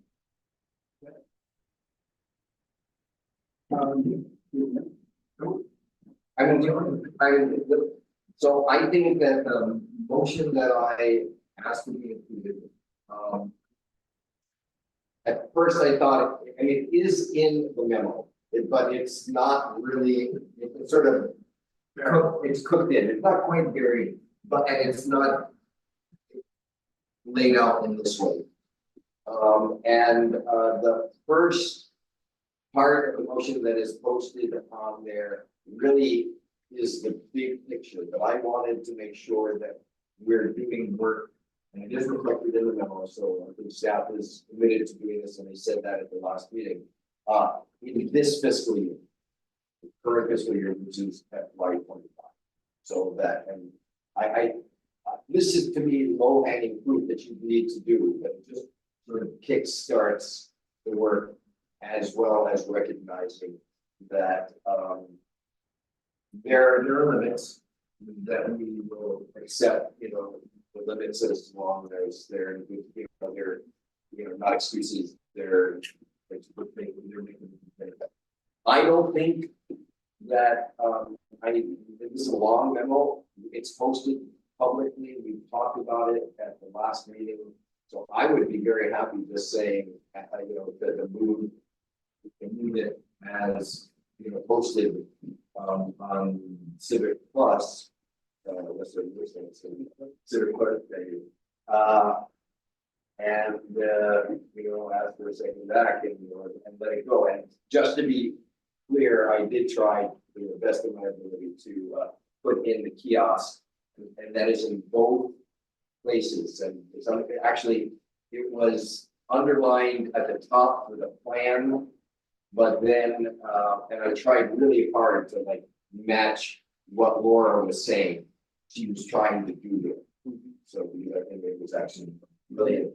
I thought it was brilliant. Are you calling your proposal brilliant? I'm calling her. Oh, thank you. Brilliant, not mine. I mean, I thought that was really, it was very artful the way that they were trying to pitch that. Yeah. And then the kiosk is included really in a parenthetical, which is not under it, but in in terms of trying to do some pilot projects, because who knows, maybe you can just set something up for a little while where you got a shelter or something. Yeah, we're gonna need something. So I do just wanna say, I have no amendment to it, so I'm happy. I just wanted to point out, I didn't think it was necessary to offer a friendly amendment, but I did notice that in section 3. It says, the thing that helps me is including but not limited to. And so that's what keeps me from adding a friendly amendment. And so if we're talking about public safety kiosk, I would include interested parties of that conversation, which certainly may or may not be local motion, ATMA, I don't know, social justice organizations, maybe walk by council. That seems more towards what we're trying to do with the bulk of your. So I would just add things like the police commission and public safety board, and you know, yeah, right, like marketplace commission, I think is already mentioned, so that's kind of a double dip. So since it says including but not limited to, I'm just stating it for Chapin's benefit. it is friendly, the concept is friendly. I have no need to. No, I think it's good, I think it's right there, so. I don't need to like say any more except to say I move the motion as stated in civic clerk. That is listed as 7/22/24 GB motion RE transportation plan update and pedestrian bike expansion downtown, including Bank and Cherry Street. Is there a second? Secondly, I'll give it to Mayor. First and second, any other discussion? Seeing that, I agree with somebody we've been talking about, so this is not new to us. The number of those come out of that, so. No further discussion, all those in favor? It's unanimous. So you can go to the council now, I mean, because that's the big takeaway in terms of actions. That we're saying that we're supporting and recommending that the council support you doing that funding, so however you can advance that. So I think, great, we will put together a communication then for the August City Council. Okay, moving right along. We are going to hear about UVM-City land swap at Pearl and Prospect. We've heard about this once before, but I think we're now at a point where some action is being taken. Can I just say also, Yeah. It's better standards there. Mr. Chair, it's so straightforward to me from reading that. I would just say I'd love to keep this section. We said, I think we still want to hear about it. Yeah, absolutely. I'm just saying. Give us the, Yeah, before I turn it over to staff, I would just say, when I sat in your seats back in the late nineties, this intersection was noticed by the Lieutenant PA, by residents as a really key area to address. Now that we've turned University Place into a one-way street, it even further makes the case for upgrading this intersection. And I'll leave it to Laura and Philip to add info. This has been a long-standing problem since first place's construction design. Basically 3 years ago, 2021. It's taken a while to get this work moved forward, get this land swap. It's a complicated process. And we do have good city attorney's staff support and Eric Graham. And Eric can add some information here. So this created an agreement with the University of Vermont. They have signed. The process is very simple. Eric, can you discuss that with you? Sure. The basic problem we faced is that UVM's property there is non-conforming, and so under our own zoning code, they can't sell it to us. We have to take it, and they've agreed to that because Caddy Corner, underneath Dewey Hall, the city actually owns a substantial part of the property that Dewey Hall is on top of, due to a very old right-of-way alignment. And so what we're proposing here is that we agree to this land swap. So the city council would, UVM has already approved the agreement. The city council would approve the agreement, agreeing to the basic structure of the transaction. There's language in the agreement that as soon as the city council makes that determination, that the agreement's immediately binding upon the city, because what UVM is giving up in return is that when we immediately adjourn as council and convene as council with mayor presiding and go to do the taking, that UVM will consent to that. They've waived all objections.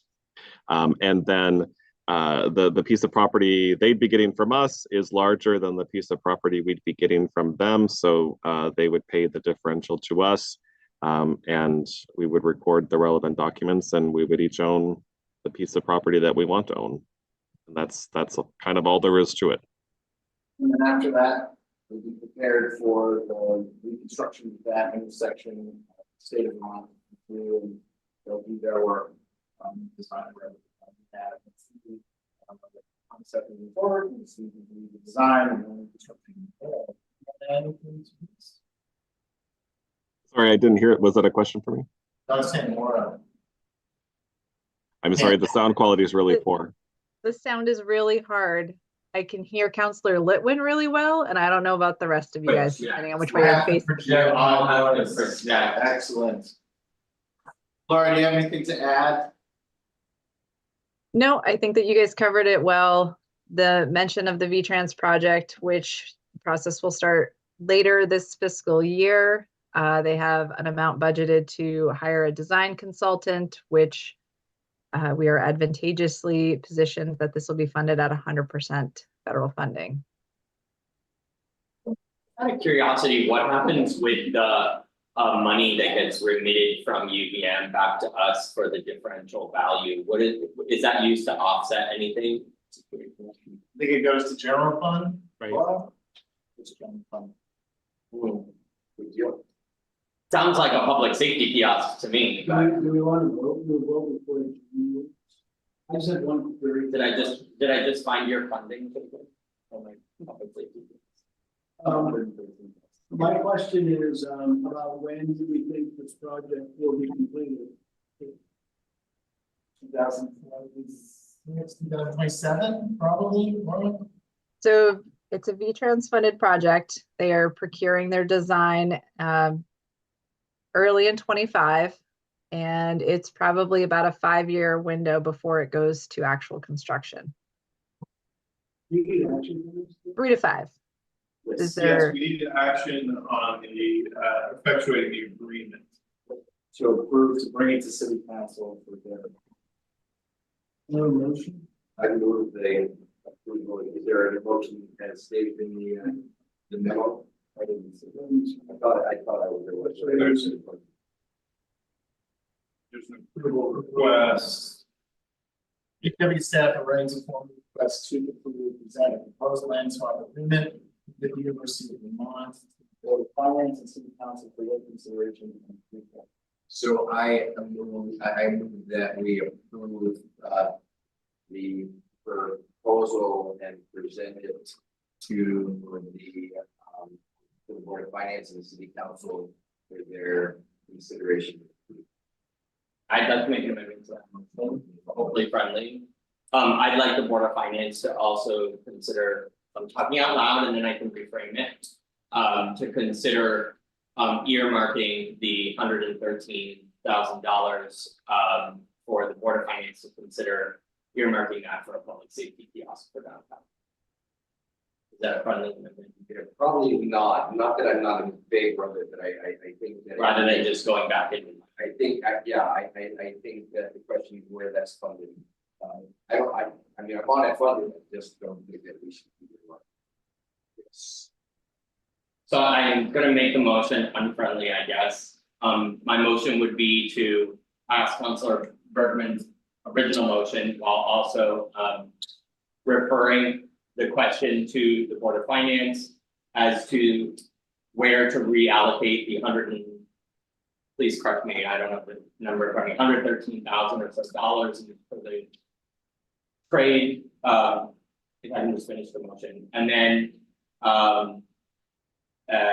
as possible funding for a downtown public safety kiosk per the amendment we just. So I'm unclear on what the motion is right now, but I would like to maybe clarify something that, I sit on the Board of Finance, and what I can do is during discussion of this, ask about I just don't know mechanically, even if that's. And my motion would allow the Board of Finance to review. The thing is that, I mean, and you may have had the discussions, I obviously haven't, in terms of what the cost of the kiosk would be, how long it would be, where it would get placed. So, I mean, and it's likely to be down the line. We've gotta pay for it. I support it. And there's all this public safety stuff that we need to do right now. So it doesn't, I'm not opposed to earmarks, genuinely, so I don't think that it matches this right here, so. So, Mr. Chair, may I interject Yeah. I didn't, so we have the main motion. We have Gene's motion is the main motion, which is still on the floor. We have a motion to amend his motion. I didn't hear a second. Was there a second? My motion. My amendment. What are you saying, Eric? I heard your motion and a second to it, rather. Oh, okay, I'm sorry. I heard Evan's motion, but Councilor Linwin's motion, but I didn't hear an amendment to that. Or a second, I'm not speaking clearly, a second to that, but we're discussing the proposed amendment. We should have a second to see if we even want to discuss the proposed amendment. It sounds like my motion fails. If there's no second, it does, and then we go back to the main motion. Okay. So back to the main motion that I was saying. I also support in spirit what you're attempting, and I also believe there'll be other ways to make sure that we fund it. I just don't think angling it up with this is the right thing, so that's why I do support the amendment. But now that we're back to the main motion, is there any further discussion? I encourage you to bring this up and we could figure out. Okay, seeing none, we'll go to a vote. All those in favor of the motion as made by Councilor Items? Aye. Unanimous. Thank you very much. We got started, we got stayed, I have an ordinance meeting. I mean, Bye. where's your ordinance meeting? I'm gonna go by Zoom. Oh, well, see, it's flat all the way here. No Okay. hills for you to bike. It's Cedarwood. Uh-oh. Close to Zoom. Perfect timing. Well, while they're fixing that, I think we should. Yeah, this can be a second, but for a virtual meeting, we have to be available. Oh, me? Oh, that's a thing, that is, oh, that's solution.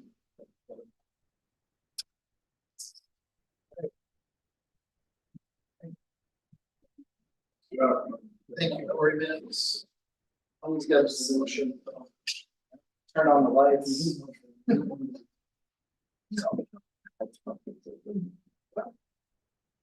Are we back? Are we back on? Okay, moving on. 4.5, food replacement and. Hold on, no.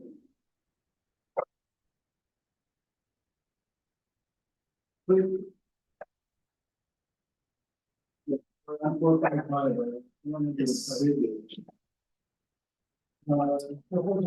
food replacement and telematics. Great. Yeah, I think best present we have online tonight, Lee Perry is a member of the fleet committee and Ashley Parker as well, who's capital projects director for the city. Yeah, I'd like to, I just want to apologize if I asked you to repeat because I'm having a hard time hearing pretty much everybody in that room. I mean, we just introduced the item 4.5 and we turn it over to you to give us a brief update. You are Ashley. Okay, so yeah, so we, Fleet Committee is coming for a request of the Transportation Energy Utilities Committee for the FY25 fleet purchases. It is a short list this year. We are only purchasing 4 assets, 2 of which are vehicles, 1 piece of heavy equipment, and a trailer. None of these purchases are for general fund departments. These are all for revenue, special revenue. As it's stated in the memo, rather chunky memo, but we included a lot of the history of the fleet purchasing over the past years, similar to some of the prior memos you've seen. Obviously not the newer counselors. But we tried to outline the history and what our struggles are with a sustainable fleet funding option for the general fund. So we're basically concentrating on paying the FY25 leases and funding those. And as it stated in the memo, we used funds from street maintenance salt budget. We had a light winter, so we had some leftover funds in there that we were able to transfer into the FY25 budget, $100,000. Additional general fund monies of around $800,000, and then gains on assets of around $41,000. So we have a total of $943,000 to cover the FY25 existing leases. Now, along with not having the funding we need for general fund, it is also creating a much larger deferred list as the years go by. We are currently up to 76 vehicles on the deferred list.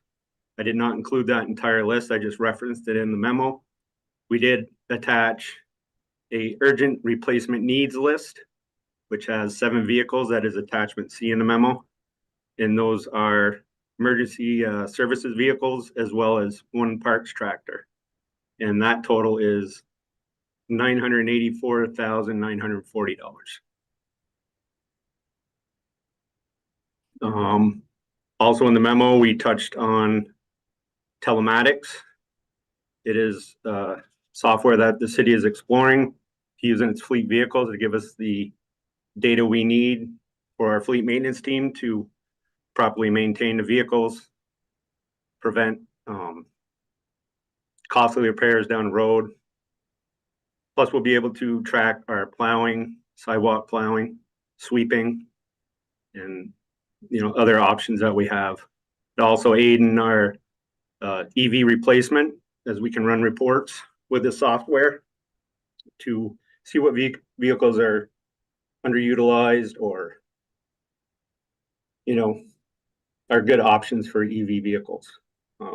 We also mentioned in the memo, we did have a consultant do a electrification study for our fleet. And that report will be wrapping up soon, probably by the end of August, beginning of September. But we should be ready to share that. So I just kind of went through quickly. Like I said, it's a big memo. Hopefully you were able to digest it as you read it. And I'm open to any questions you may have. Thanks, Lee. Do you have anything to add, Ashley? I'm sorry, what was that? Did you have anything to add? No, I think Lee covered it. I think one of the things I'll just say about the fleet study is, it's probably going to only really focus on a roadmap for us in terms of electrification. I think we were hoping there would be some useful revenue strategies for a fleet in general, and that's just not what it's going to turn out to be. So I think there'll be some good talking points for us to help us, you know, plan out how we want to best electrify our fleet. But yeah, moving forward, I think that's the best part of that study. But yeah, Lee nailed it. Thank you. Any questions from councilors?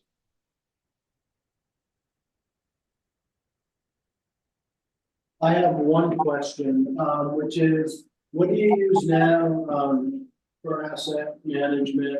If you're moving to telematics, or are you already on an earlier version of telematics? But no, we do not have telematics. What we have is a fleet software called RTA, which it does an okay job. You know, we create work orders, we do our billing through it, track fuel, but telematics will give us more accurate reports on fuel usage, idling time, driving habits. It will send alerts if there's a check engine light that comes on.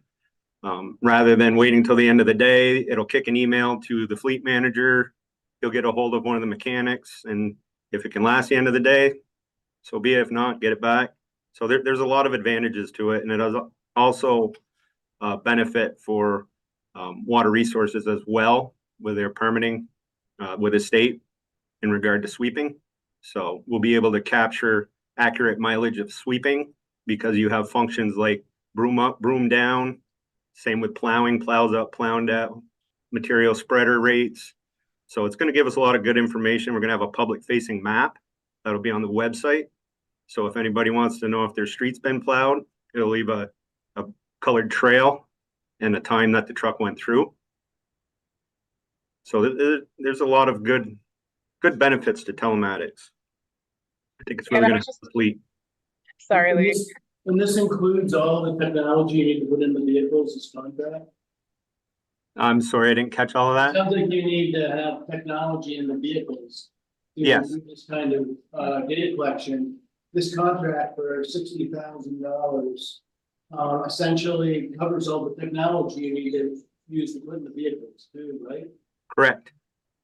Yep, that's all the equipment. It just plugs into the OBD2 sensor, just like if you were getting your vehicle inspected, they plug into that port to get all the diagnostics. It's the same thing. It's just capturing that information and storing it. Okay, thank you. You're welcome. Anything else from the committee? Seeing none, go ahead. Quick question. When, because I've been trying to catch up on like where all the money's flying around from. Does this come out of the departmental budgets or does this all come out of general fund? You're talking about the purchase for telematics? The urgent need deferred list, the $1 million. Yeah, those are general fund vehicles, right, Lee? Correct. Yeah. And so when you say replacement costs here, which are pretty round numbers, well, some of them are around, but some of them are not, like the mower for 130,000. What goes into the research of the replacement costs? It's quoted based off of quoted prior quotes with an inflation calculation added in. And then when we go out to purchase them, we put out an RFP for the piece of equipment, and that's the number we get for a purchase price. So the 130,000 was the ceiling, or that was the best RFP response? No, that's the ceiling right now. We haven't gone out for a quote for it because we don't have the funding to purchase it. Right, okay. And then the other question I had was, well, one of them already got answered a little bit. When you're purchasing to replace things that are from 2015, like 2014, 15, 16, which are clearly just about a decade old now. Do you consider used equipment that's younger, like a 2022 or a 2023 model, or do you only purchase brand new? Yeah, we purchase new, especially with the emergency vehicles, because they're used pretty hard. You know, especially with the mower. That's honestly, that's the thing that my eyes caught the most, is the $130,000 mower, which is more expensive than a new police cruiser. Yeah, it's a big commercial mower. They call it a batwing mower. It's the one that mows all the big parks, the ball fields. It has, the side deck mowers that come out on the sides. It mows, I want to say. The only one we have too, right, Lee? Yeah, it's the only one we have, so it mows all the big parks. Yeah, and so could the RFP include language that included people to be able to bid a new one, as well as say a 2023 or a 2022? I think we would have to discuss that with the fleet committee, take that to the fleet committee. But I'm sure it's something we can talk about and maybe include in an RFQ. Yeah, Councilor Littman, this is on the list of items we have no money for. So we're nowhere near acquiring this vehicle. We have a crisis on our hands where we're not, yes, of course, we will fully bid things. If we want to discuss how we bid things, we're happy to have a focus on that. The problem is we should be spending $2 million a year on purchasing new fleet for the general fund, and this year we're doing zero. So our fleet and our services are precariously continuing. I respect and understand that. It's in front of me tonight. Yeah. So and I understand it's on the deferred list, and it's also marked as an urgent replacement, and I understand why and why it's did you close the Zoom again, or Okay. And so got it. I don't know, I'm a gently used car buyer myself. I like to buy a car with 10,000, 20,000 miles, Right. Save myself a lot of money and a lot of depreciation. And I think given the crisis that you just mentioned, that we're all very well aware of, the increase in taxes that the residents are facing, I'd like us to think about including where appropriate. I don't want us to cut corners on the new ambulance or something like that. Okay. RFP language that allows to bid out something that's a year or two old that's still in excellent condition. Okay. We can see both. Thank you, I appreciate that. We can discuss that with the fleet committee. Yes, we'll bring it up to the fleet committee. It's a reasonable question, and Yeah, any other discussion on this item? Just to, yes, My fault. it happens again. Keep it silent. Okay, with that, continuing no further, discussion, do I have a motion on the fleet purchase? Those things that I would be. Well, I didn't see a suggested motion. I would. Oh, there it is. Approve and recommend for finance.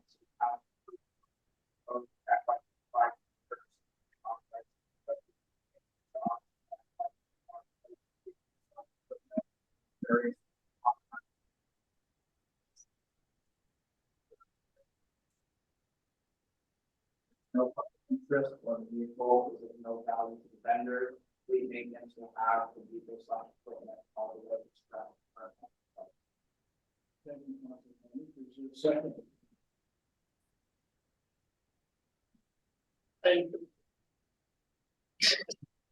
I'm wondering if I need to amend, really, I feel like Chapin, and can we just have a good faith that you'll bring that to the fleet committee and? Yes, Okay, then I'll second I that. have taken written notes, so I don't forget.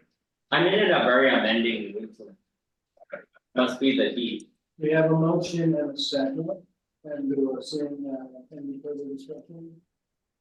Seeing none, all those in favor? Aye. Aye.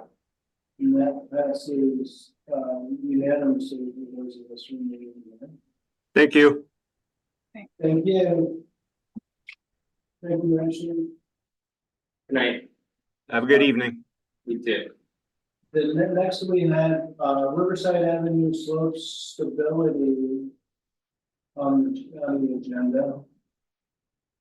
Oops, and 505 Riverside, so Riverside Avenue slope stability and 505 Riverside Avenue. And, yeah, Yes, so Spencer Davis, through this, or, yes, given the report, we'll be here for the next item. I have a 2-page memo in the packet. I won't go thoroughly through it, but we are seeking your guidance really on next steps as we evaluate the city's position on how we work with property owners along Riverside Avenue, and whether or not we pursue hazard mitigation grant program funding to buy out private properties that may be at risk to slope failure. There's 100% grant money available now due to the state covering the local match. The challenge here at 505 Riverside Avenue, there are a number of risk factors that are detailed in the reports that were mentioned in my memo. One of which is that we have a stormwater outfall on the property that has been eroded. And we now have a contract with a design team to find to do an alternatives analysis on what's the best way to either redivert the flow or repair the outfall. That said, there are many other considerations, from loading of the bank to where the roof drains discharge at the edge of the slope. And there is significant contamination on the site due to its prior use as a gas station. So we are trying to work with the state to understand what sort of liability protection the city could enjoy through the umbrella program, the state's umbrella program, or some other way of us not, if we bought out the property for safety around slope stability, that we didn't accept unwittingly a large liability for the contaminated soils under. So we're still reviewing that. We brought the state out, Corey and I met with the state on July 2nd, and their geologists to look at the site to basically determine whether they felt that there was an imminent risk of failure of the tank. That is what really is key to the grant program eligibility. We haven't gotten that back yet from the state, but given that the grant deadline is August 14th or 16th, we need to get your input now as we decide whether or not to apply for the pre-application. We probably can come back with future meetings after the pre-application is in and have a further conversation.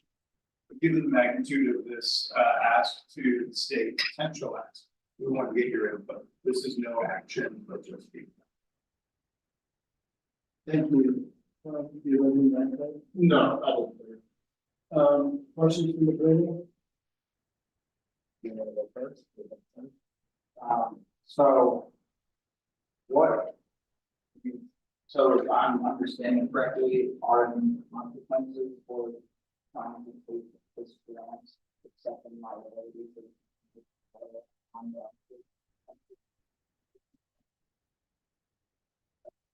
Yes, that's what reaching umbrellas is determining is what we can do to minimize the city's liability if the city were to acquire the property into a city. So prior to acquiring it, obviously, we want to find out what we're going to be looking at if we do buy it. So it's kind of a two-step process, but happening in the simultaneous is that we're at least doing the pre-application to at least be eligible for funding, but not necessarily executing it if we find out that there is some other undesired liability the city would be taking on in the purchase. So in order to try to capitalize on the funding opportunity, that's what we're looking to try to see, while we also pursue further information about potential liability.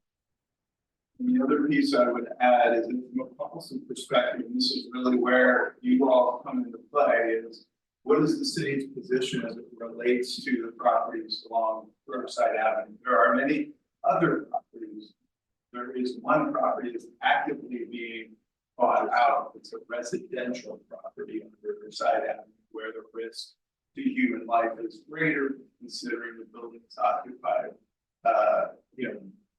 more than either a commercial or a undeveloped parcel. So that property is being bought out. Does the city want to go further with buyouts? Under what conditions, etc.? Probably don't need final. We don't need final determination tonight, but we want to get your thoughts around this issue. I mean, one concern I have immediately is that property is small potatoes compared to some of the others that will come up if we set a precedent that will have probably even more toxic soil.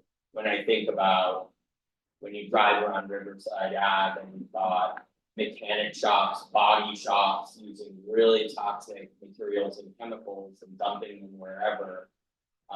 They're not in great condition. The properties don't look great. We've had Coffee Cup Bakery right there. God knows what runoff has been going down that way for a long time, including from the condos at Hildred Drive. So there's a lot of industrial history there, right along that at-risk bank. And so it's almost like careening on a Superfund site for me. Barring actual soil analysis of all those sites. And so is there federal support that could be available to us?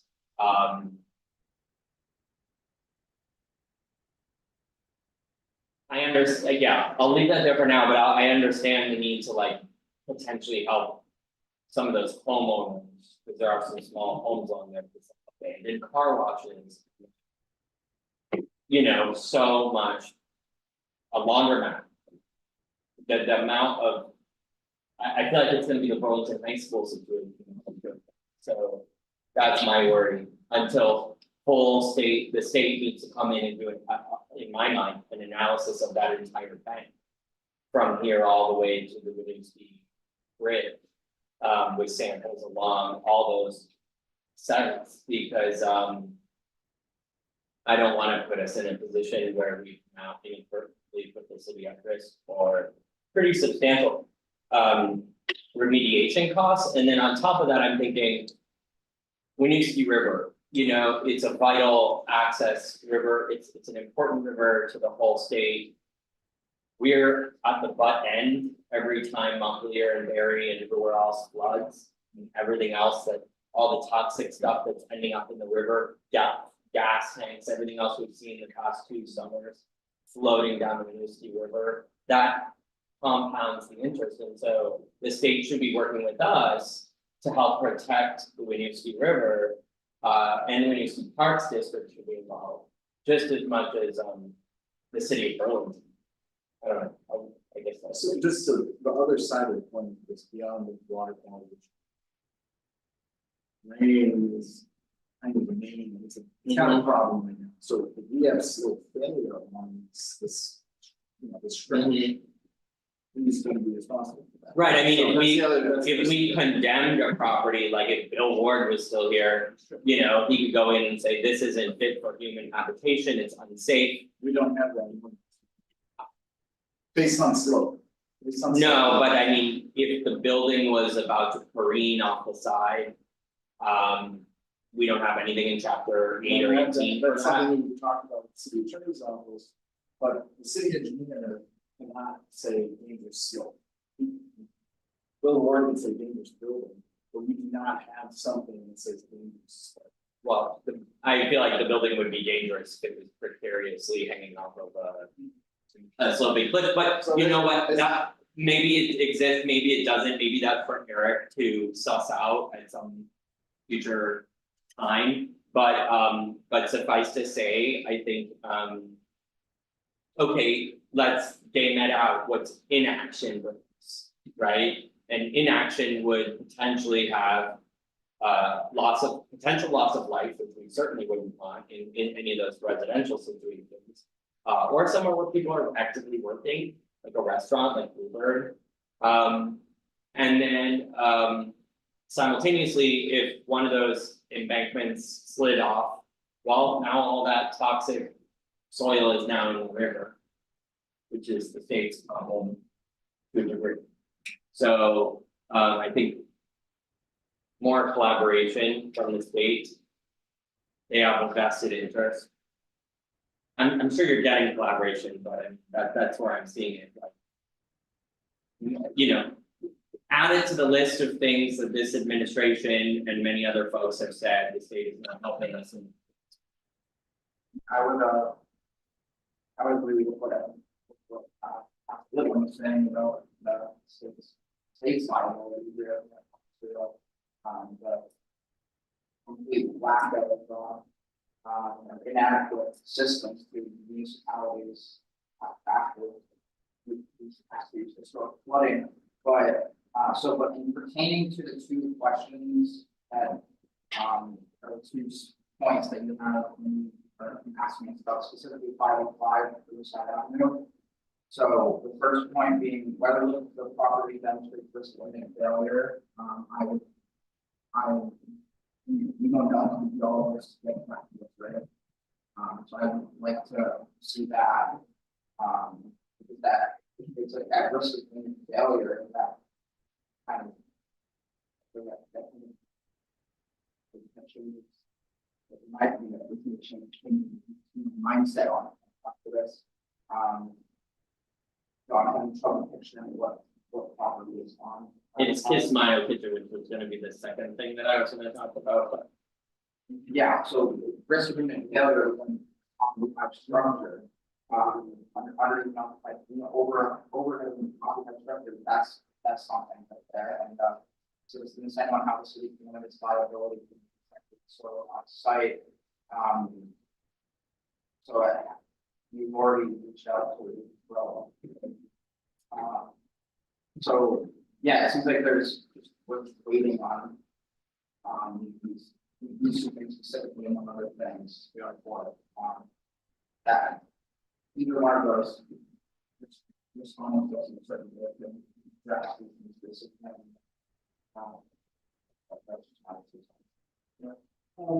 Can you do the pre-application That is one piece that I wanted to get confirmation from the state on, and we don't have that yet. I believe we can submit a pre-application and not submit the final, but we could. Yeah.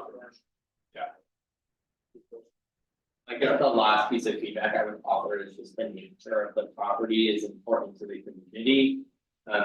It's had a lot of emotional attachment over the past year or two with the loss of the owner untimely, and how important it is to the Somali community particularly, but also just the independent community.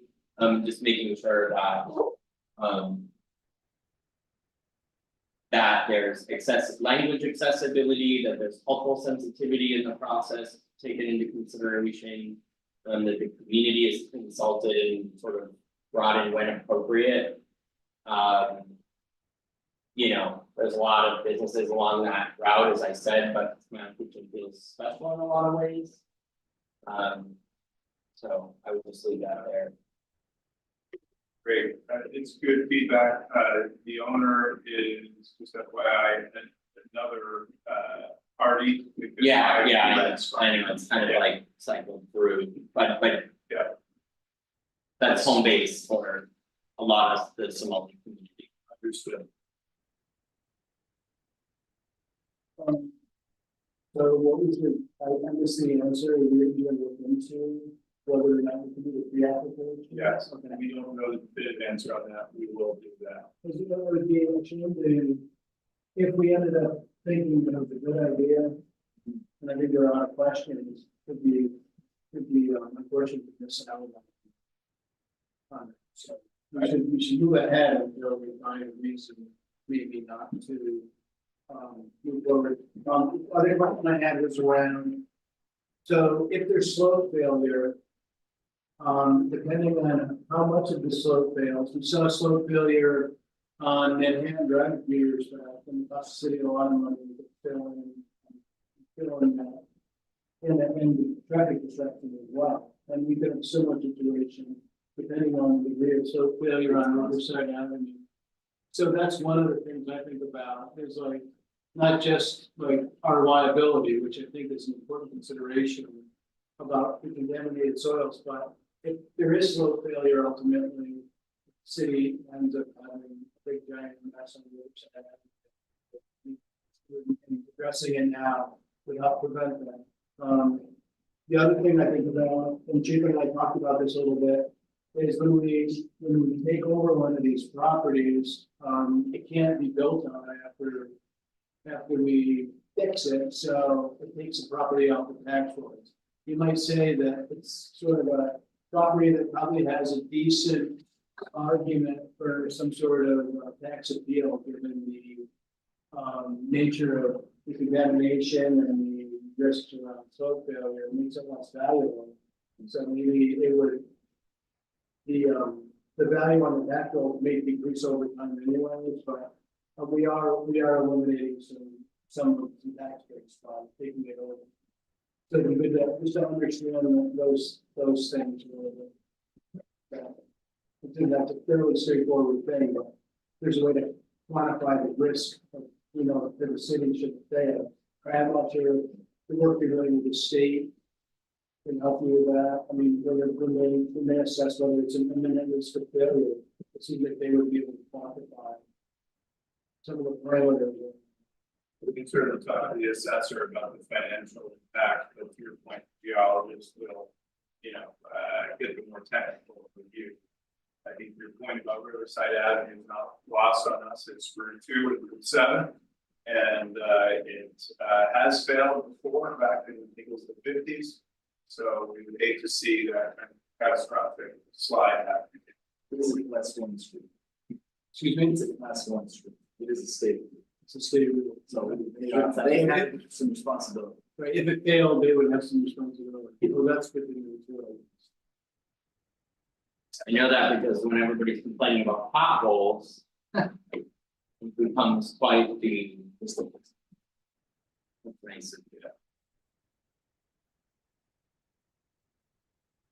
With that, maybe you don't need action from us, you just got some feedback, a bunch of feedback.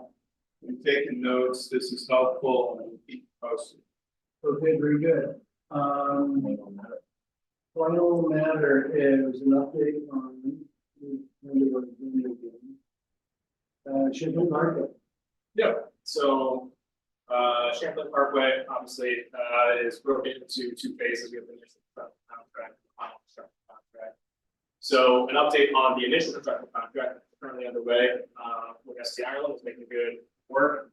They are ahead of schedule. The contract has been ending in October. Currently looking for a substantial completion in, I believe, early September. So we're a little bit ahead of schedule. Currently, they are at the tail end, finishing up, hopefully within the next week and a half or so, the 24-hour closure, as they're finishing up those raised intersection concrete ramps.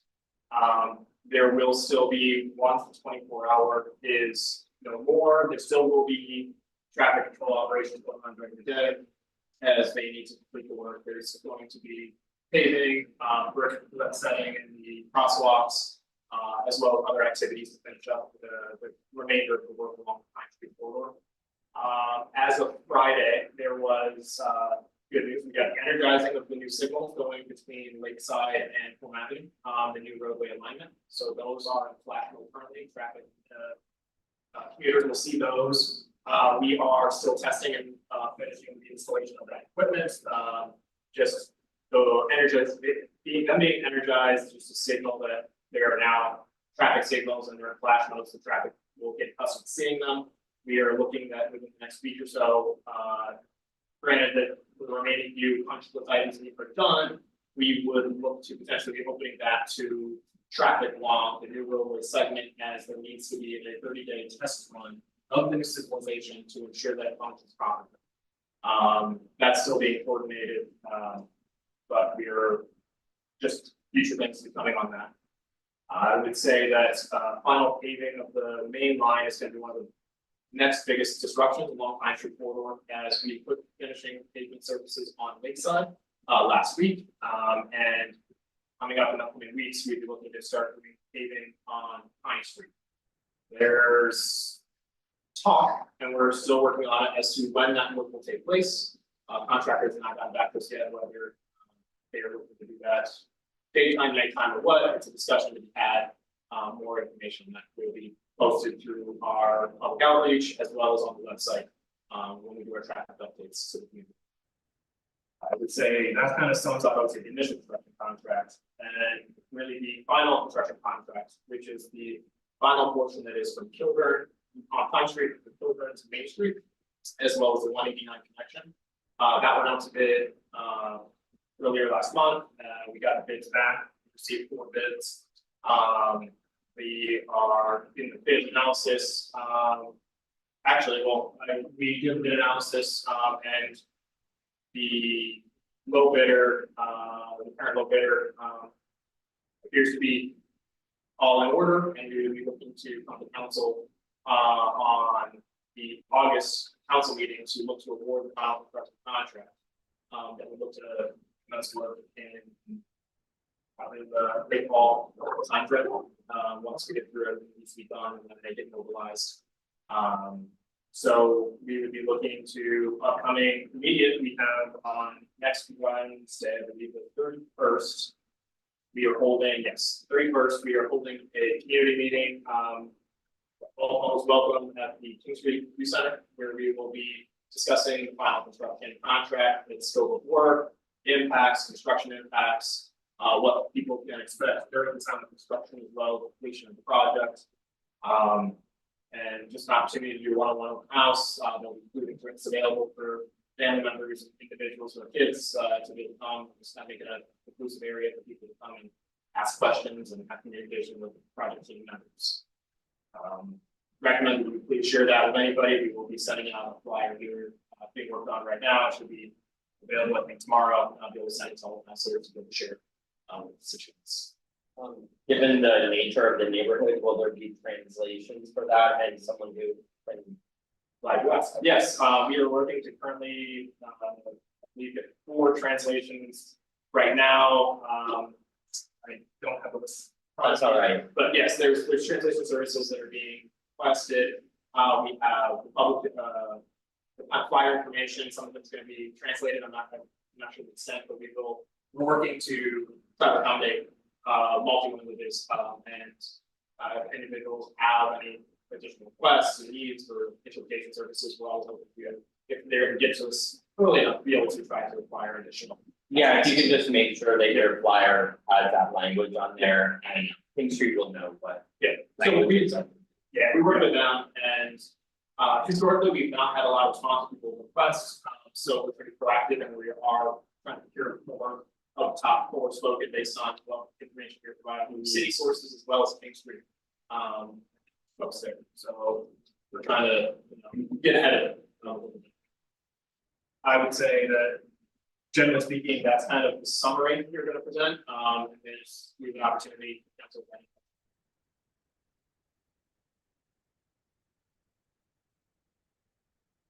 I feel like we've talked a lot about this in prior meetings and kind of just the same. I'm saying the same things over and over.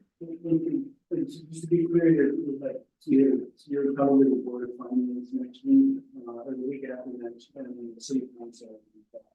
Right, so if there are specific issues that you'd like to see addressed prior to the vote with the Board of Finance Council, please do let us know. We know this project has been a long and drawn out conversation. We know it's not perfect. I am very proud of where we collectively have brought it through multiple administrations, through multiple councils, to a place where I believe it is now going to be a real benefit to Burlington overall. As such, it is very important to me that we have a successful presentation to both Board of Finance and Council. So I extend an offer, happy to meet with anybody, happy to talk through anything, so that we're prepared for. I would just be prepared for the sensitivity that folks are going to have. The council members will likely have questions about the same stuff that we've already talked about, which is about literally visually showing us how you're going to mitigate traffic and calm traffic in King Maple during the gap period, particularly between Rail Yard Enterprise and this project, but also just, you know, as a result of the displacement that would be necessary while you're. I like be prepared because you'll get the question. I guarantee it. Yeah, I'm working on a memo with the council members in response to previously submitted questions from the councilors.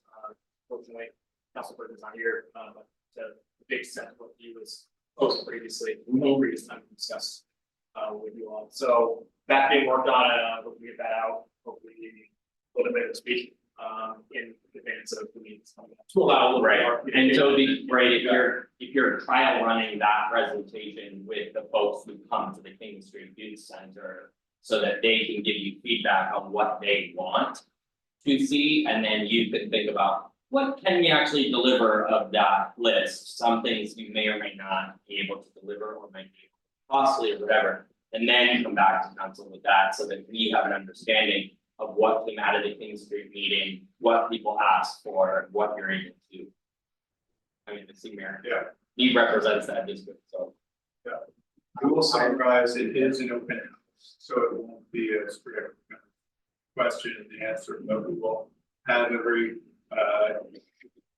project representative will be capturing questions for the answer.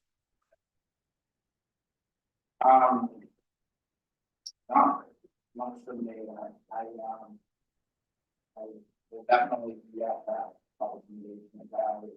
It's very important that the input of this neighborhood is included. There's, I do have concern with the confidence of this project being completed as a agency without how we do it, and how that would affect this neighborhood. That, so I'm really happy that we're going to be able to feedback from that. Thank you. And I just want to, if I'm the last one, I really end up, saying how exciting it is that have, I don't know, what used to be called Summit Connected, not called Champlain, but I know nothing. Just to date myself, I bought a house in 1991 on the corner of Floyd and Boston Street myself. And I've been told, right, I sold it like 2 years ago, but throughout my, the number of decades I owned it, it was almost 2 years away until this thing was going to be done. And that was actually, at least, it's going to be done. So I'm really excited about it.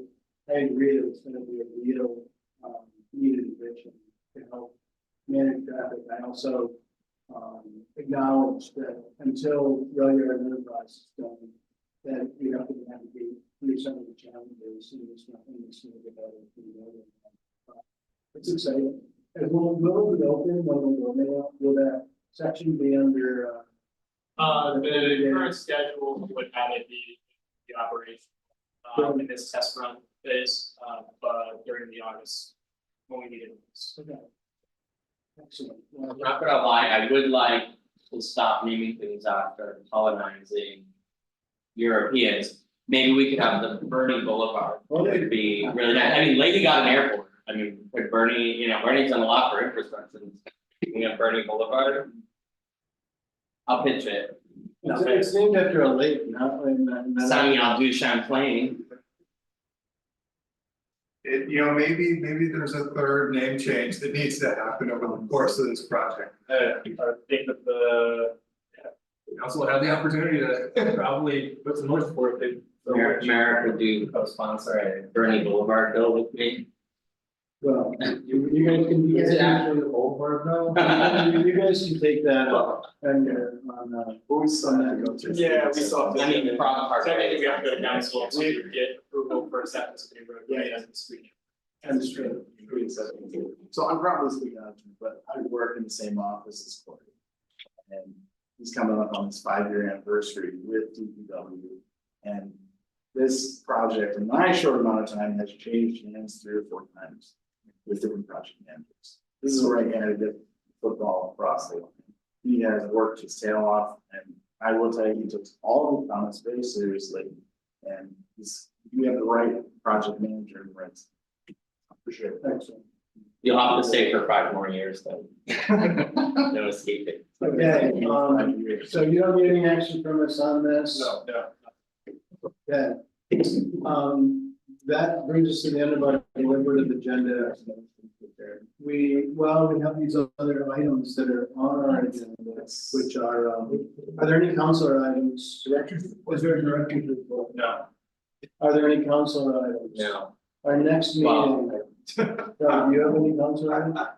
Our next meeting is August 22nd. It's a joint meeting with the Burlington Electric Commission.